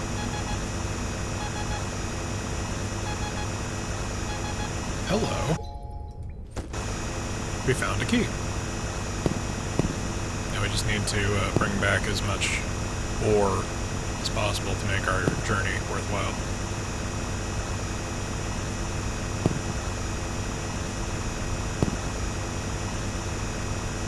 But pray tell, no one asks for why we dig the hole.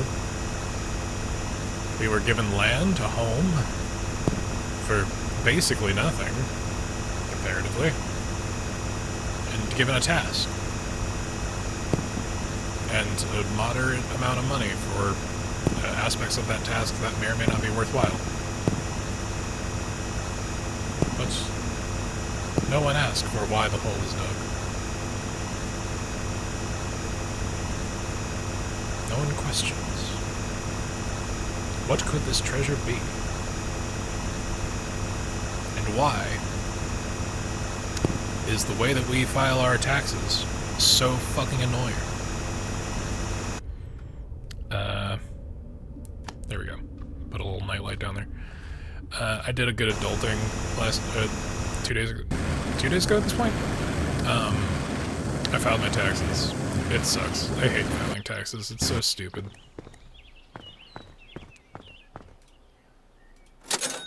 Like, we got $1,200 from doing that, but let's see what the fuck is in this box.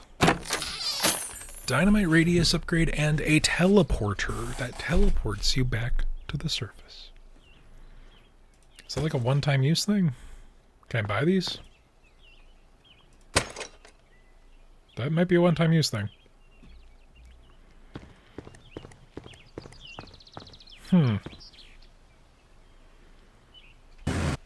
But now the real reason as to why we dig the hole must continue to be pondered. Ow. Is it to make our insurance rate go up from breaking our legs every fucking 10 minutes? It may just be.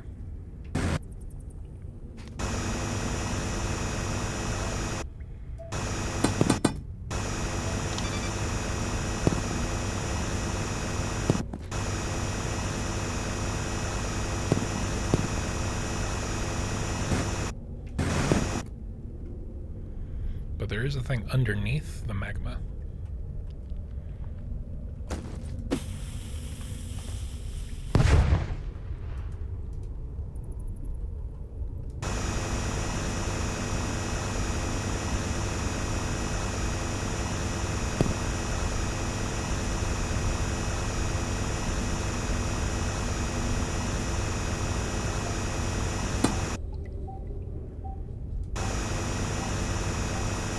So we are roughly at the level we need to be for the next bit. Yeah, a little too high. Or a little too low.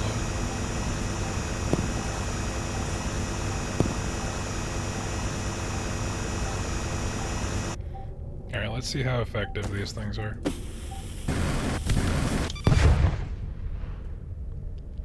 Completely not at all worth the effort. Okay. Got it.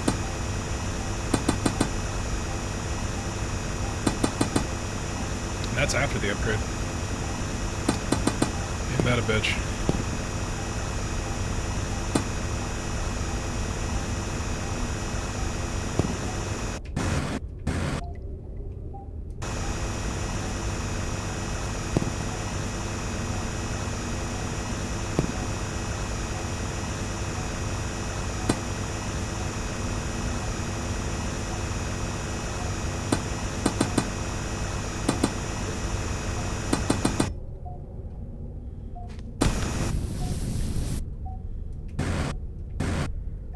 Okay, so can't stand under that thing anymore. But I found another wooden pillar here.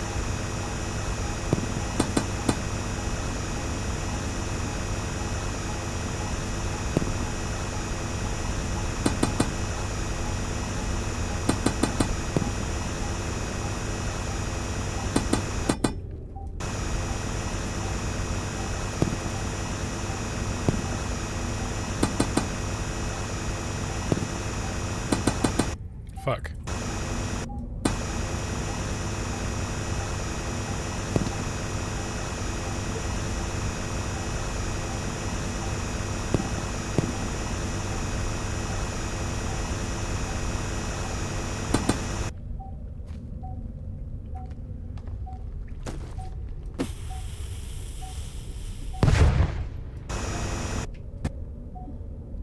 Interesting.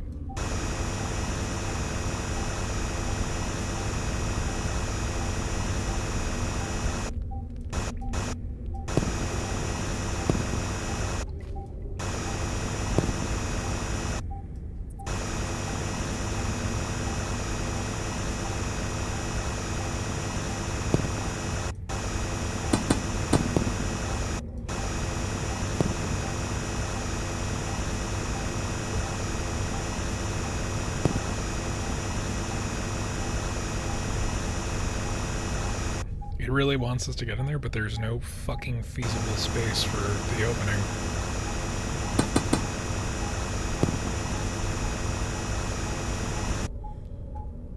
I'm gonna try one more.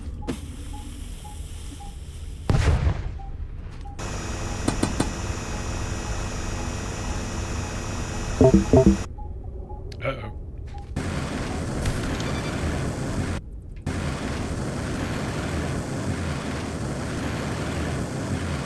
So yeah, it's been a hole.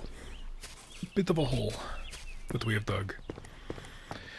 How to circumnavigate the magma to get into that room is really the question.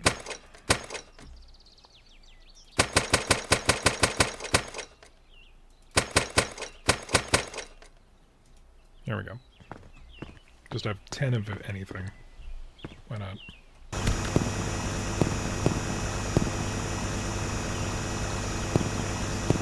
Let's just clear this out. It's ugly as fuck.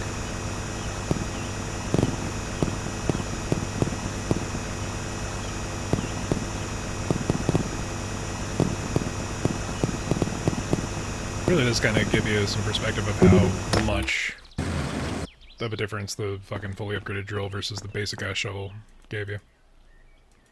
Like, all of that for $101, but it takes like a billion times, or a billionth of the amount of time it would have.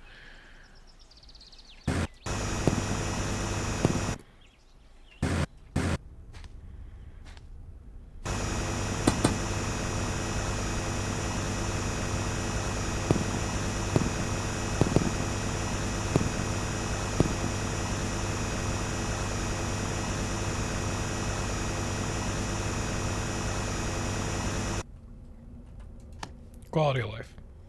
Make it a little easier. Get down here.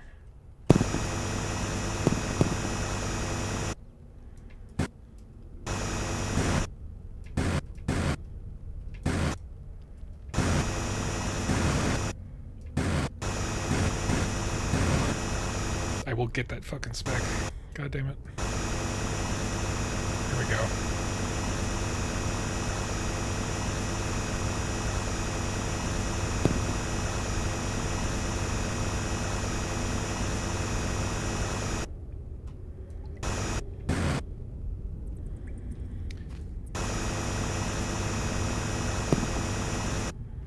Alright, so the real bit in the brindle here is that we have to get in there without dying.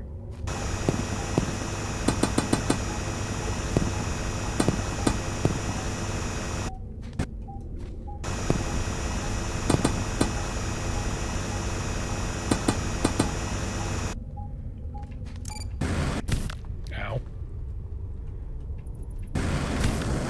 See, like, I don't see how the fuck.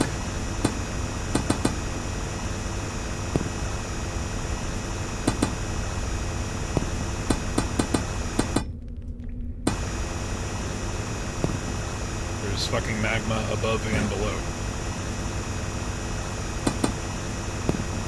And I dare say to the sides.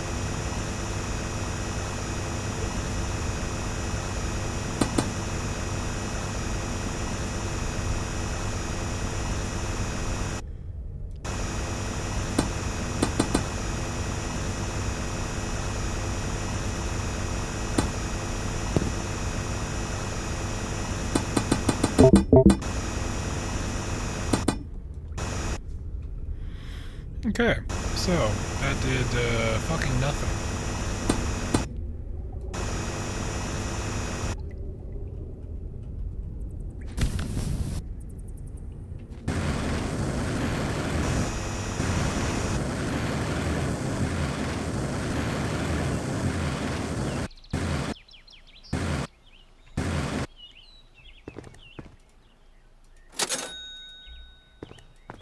Although, this is becoming much more hazardous. Huh.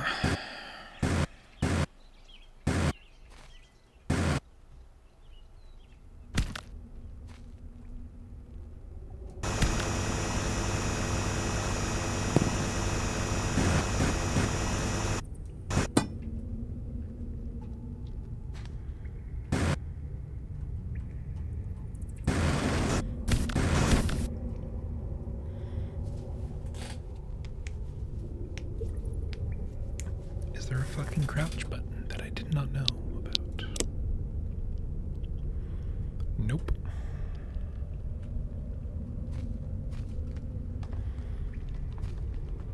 Like, Does this do anything against the magma?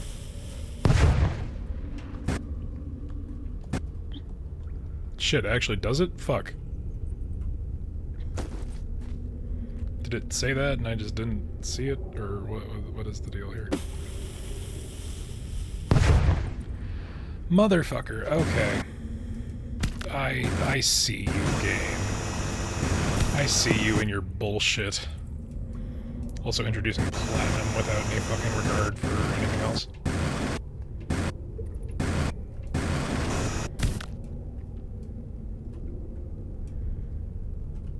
Okay, so we need to go up from up top.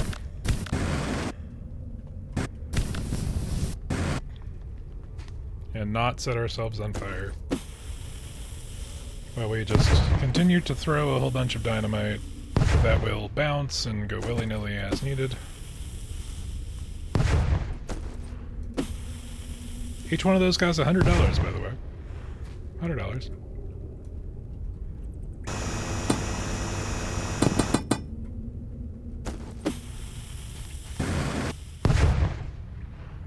Here we are.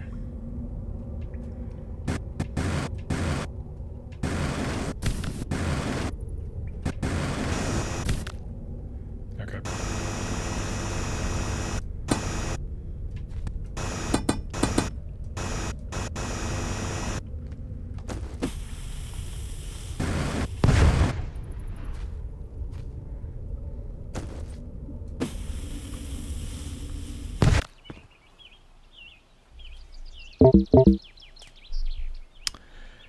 Well, we found out what happens when that happens.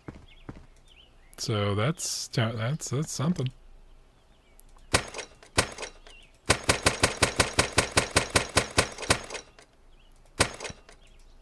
All right. Was almost hoping that it would kill us like outright and then have us come back to our save, so that I would have an excuse to not. But I'm too curious now as to what the fuck the next step is here. Also, under what logic does dynamite destroy magma? I don't know. I couldn't tell you.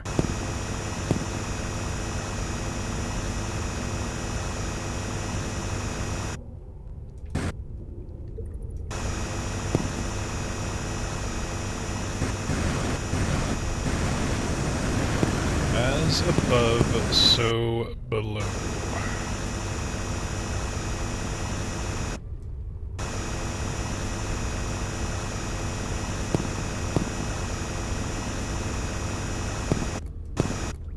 Okay, so that thing is like right here-ish.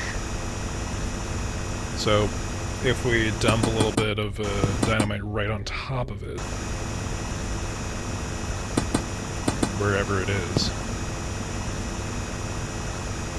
hypothetically that should work in our favor.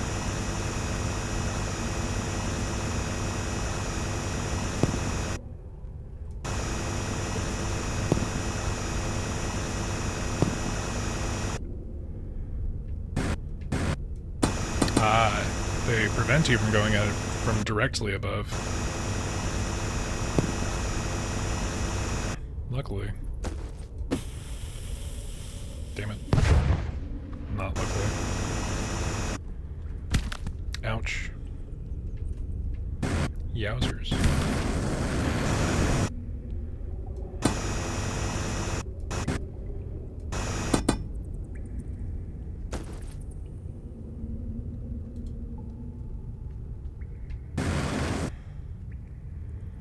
But what if I just, like, try to time it? There we go, and that should open up this door. As long as we take one more bit of damage, that's the tithe that the game... God damn it. Okay, sorry, we're gonna clear that out. We finally, dear God, made it into this room. I wonder what all of our strife has been for. For 4 pieces of dynamite, 4 lamps, and $500, we spent way more than that getting here, but okay. Alrighty. Let's let's just put a lamp here to mark as done with that particular space. Okay, so we see magma. We know what to do now.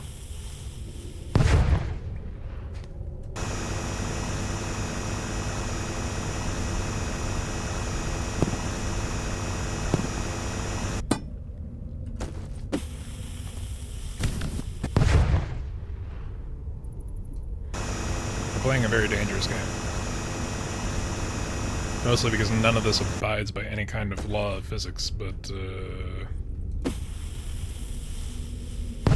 there we go. Also because our health is, like, heinously low.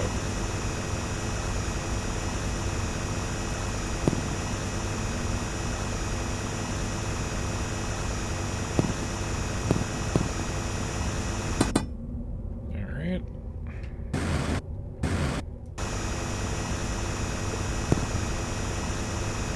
Don't want to destroy all the magma because it is providing free light. Even though we have 13 lamps in our inventory, just, yeah. Only really need to get rid of it when it's inconvenient. Oh, but it does also destroy the orbs. So we do have to be careful about that, actually. Should. Would not have diamond. We have found a diamond. It is all well and good now. Not to mention platinum. The game wasn't as ecstatic about platinum as it was for the other newly discovered things.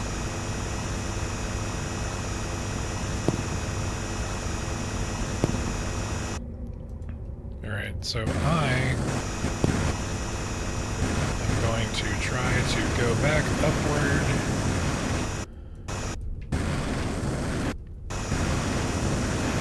Before I hit something and die. Plus, the battery seems to need a little bit of a recharge anyway. Okay, point of progress, point of progress. That's something. Just keep buying dynamite, because why not?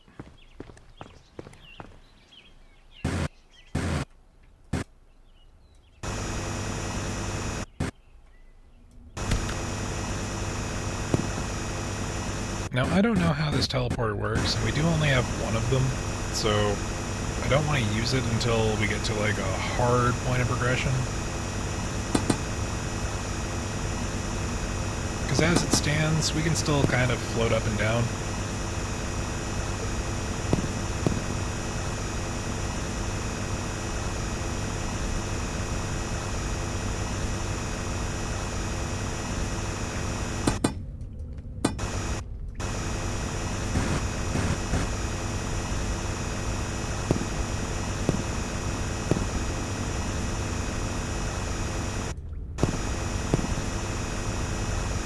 It's been a while since we've found a new tunnel, aside from the one that we made for ourselves.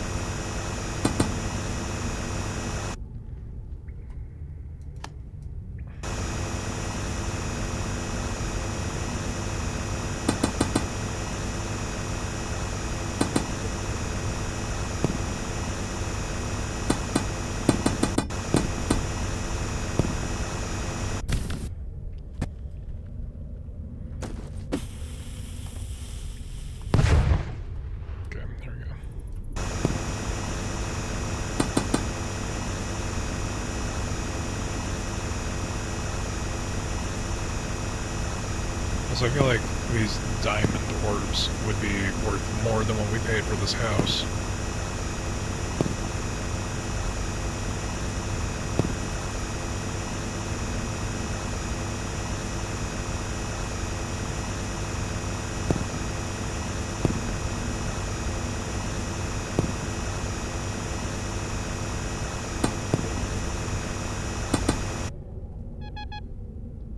Oh?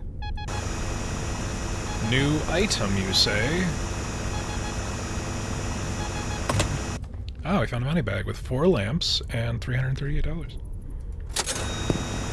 I feel like you would spend a lot more than Oh. New, ooh. New little cave system. I see it. We're surrounded with diamonds. And platinum. Can you imagine, like, buying anything for 10k and then having this degree of mineral-rich earth on your property? Although I don't know how far down property rights go. I have a feeling we are way beyond the bounds of what we're legally able to do, but who's gonna stop us? That's what I want to know.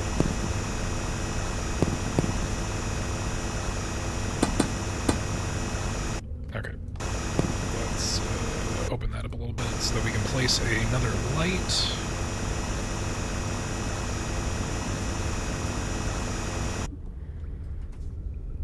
So that we know that we've been here. Open up this little proclusion. We've now hit a full inventory. So,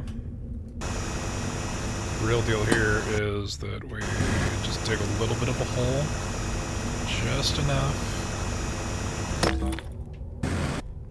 Okay, well we destroyed some more, so that's unfortunate. But we're gonna just... Okay, well, we're gonna try to destroy this magma. Alright, cool.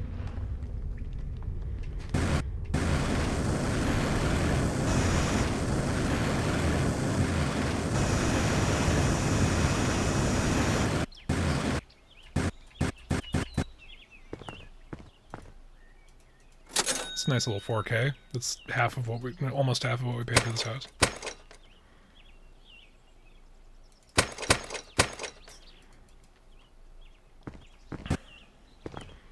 Like, we could even just call it here. Like, even with what we have, we've made a profit.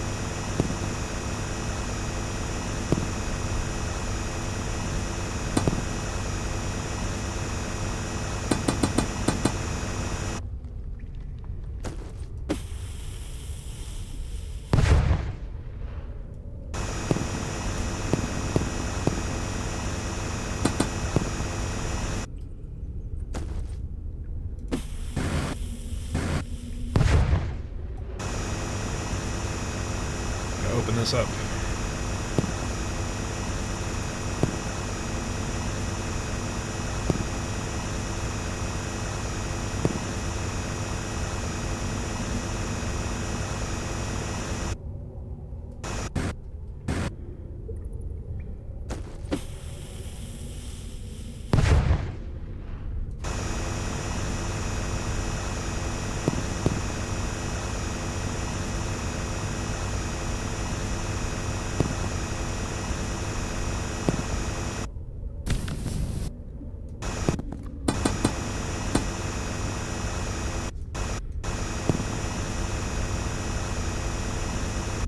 Wait a second.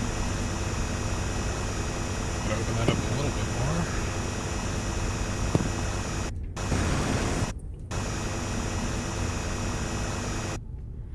Okay, we can still kind of see the sky from a particular angle. But I think this opens up again. There's the wall. Got diamonds galore over here.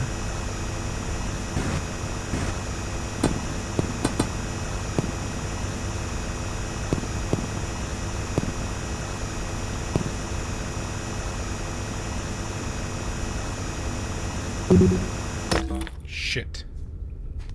Okay. Do a little bit of conservative cleanup here. Try to get as much blockiness as we can on the way up.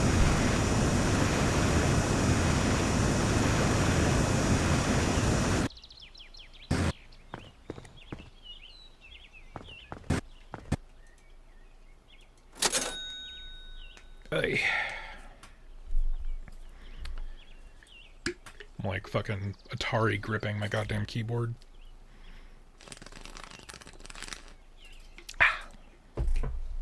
Okay. See, we've already got like 14 grand just on hand. And we only paid $10,000 for this house. Also, we have the house. Let's not forget that on top of this hell nightmare that we've done to our backyard,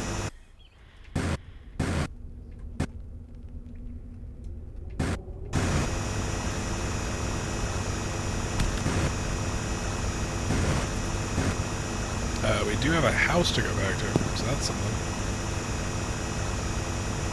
It's just a shame that time stopped, so it doesn't really seem like there will ever be a time to go home. We're creating lore as to why we have done this to ourselves. Why we continue to dig. When we go so far beyond the idea of what has been planned for us. How a simple hole in the ground can become its own fucking white whale. Because now we have to know, chat. We have to know what the fuck is happening here, because we just have to. What are we digging to?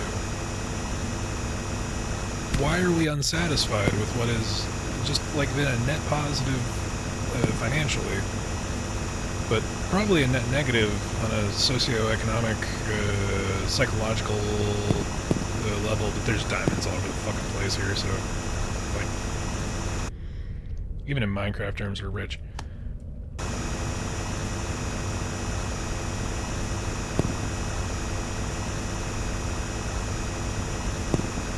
I always feel like this final upgrade is maybe 1 or 2 upgrades not good enough.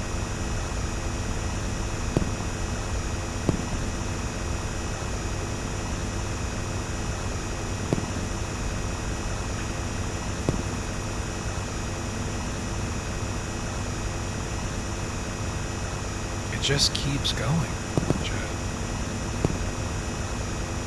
No matter how far we go, it just seems to keep going. Is this forever? Do we simply look to the ground beneath our feet and think to ourselves, dig? As the basis of life itself ceases to be within our very eyes? Oh hey look, new hole.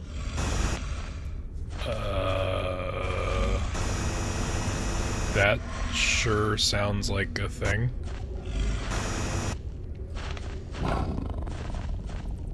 There's like a fucking tiger or something under here.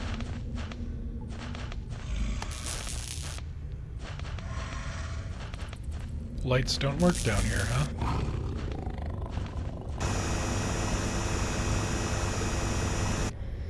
Alright, let's experiment with this a little. Let's go back up. Lights work up here.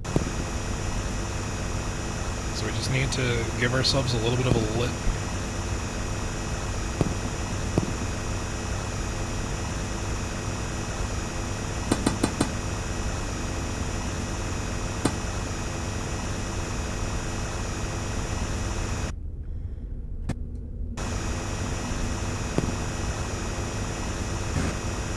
Okay, our inventory's full, so we have a decent reason to go back up. Let's see if...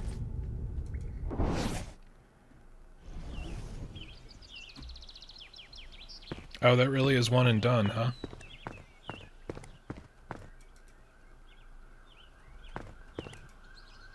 I have a feeling that we've just made a terrible mistake.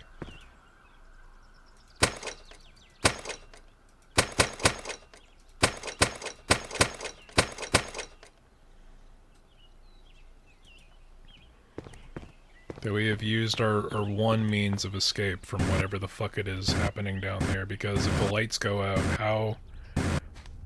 how much farther down do we go before our drill starts to go out, or our jetpack starts to go out?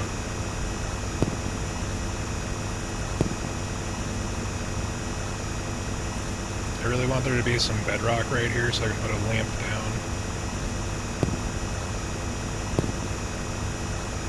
There is, we just gotta expose it a little bit.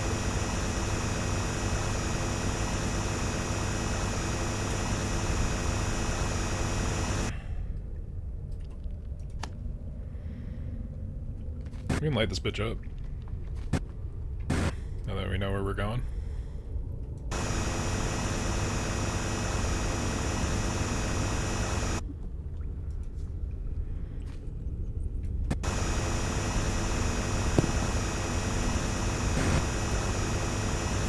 We have found our orca, Chaz. We have found the white whale that is our obsession. That is our obsequious need to know. We must dig deeper. We must find what it is making that noise and why it is. And why it chose us. And who the fuck put up that flyer that gave us this house for 10 grand? In this economy.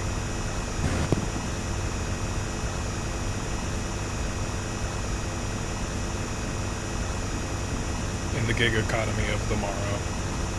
Why us?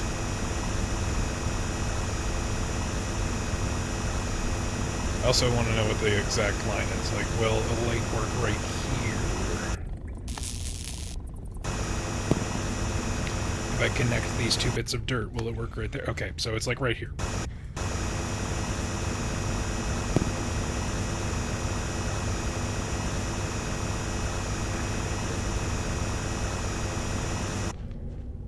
Alright. There's something moving down there. It wants to do us harm. I can tell.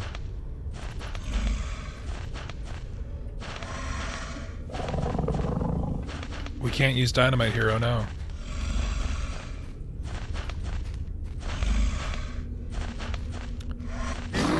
Fucking mole people!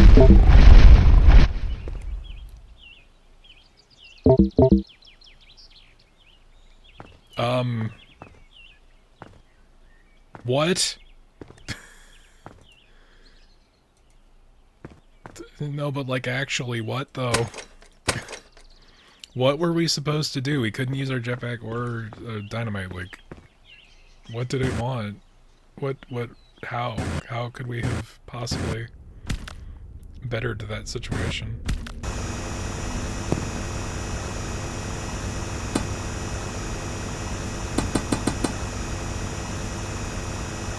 Is there like a... We do have a sprint button, that is true. That we have not used at all, even a little bit. So what, we just run past it? That doesn't seem like a very long-term plan.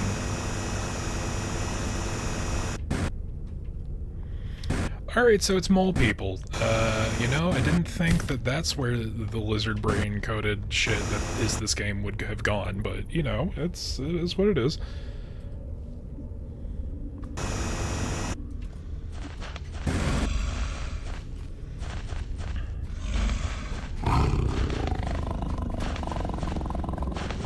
We just run.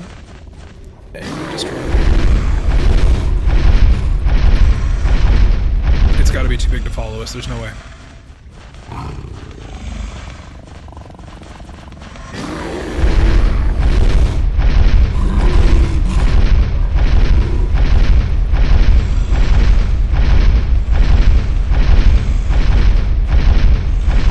feel like it's gaining on us. I have absolutely no mental capacity for what direction we're going, where, why, when, who. We might have just gone in a big fucking circle. Ah. The treasure. The promise of the morrow. The thing we really should have saved that teleporter for, because now we gotta get back out of here, right?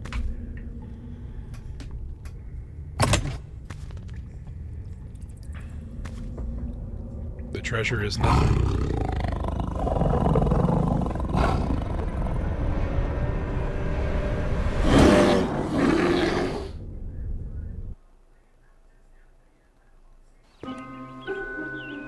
Huh.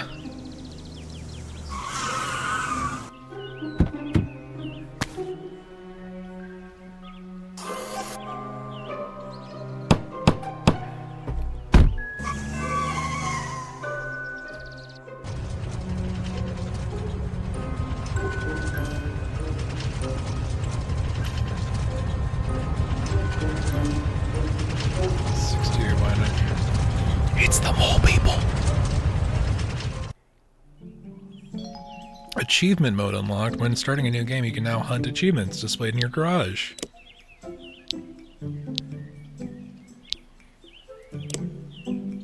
This will delete our progress.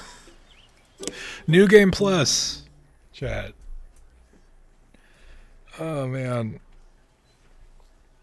Shit. So that was a game about digging a hole. Shuffle 4,000 times, earn $20,000, collect 100 stones. All of the achievements are popping up now.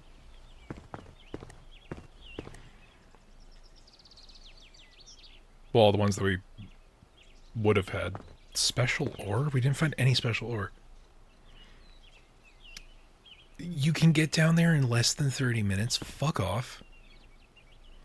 Wasted 38 of 50? Is that things that we destroyed?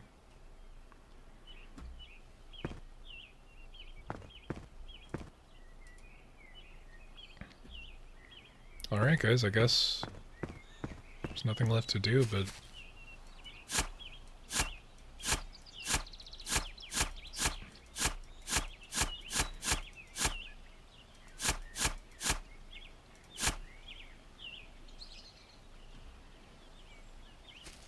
go back inside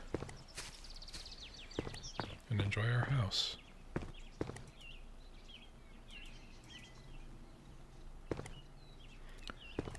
Well, that was a game about digging a hole.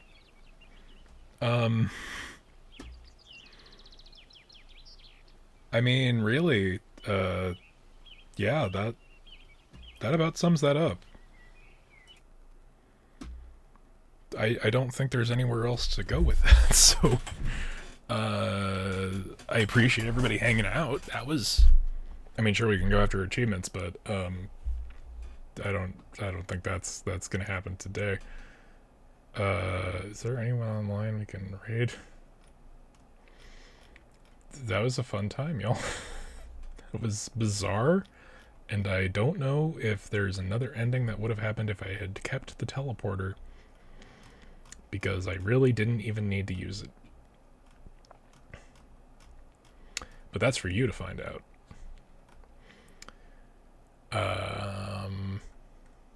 Yeah, I think we might just call that a night there. I appreciate everybody for hanging out. Thank you, Kaya, Eric, for the resubs. Y'all are awesome. There's that Monster Hunter update later this week. I'm gonna be streaming that probably. But aside from that, appreciate y'all hanging out, and wish y'all a good evening. We'll see you next time.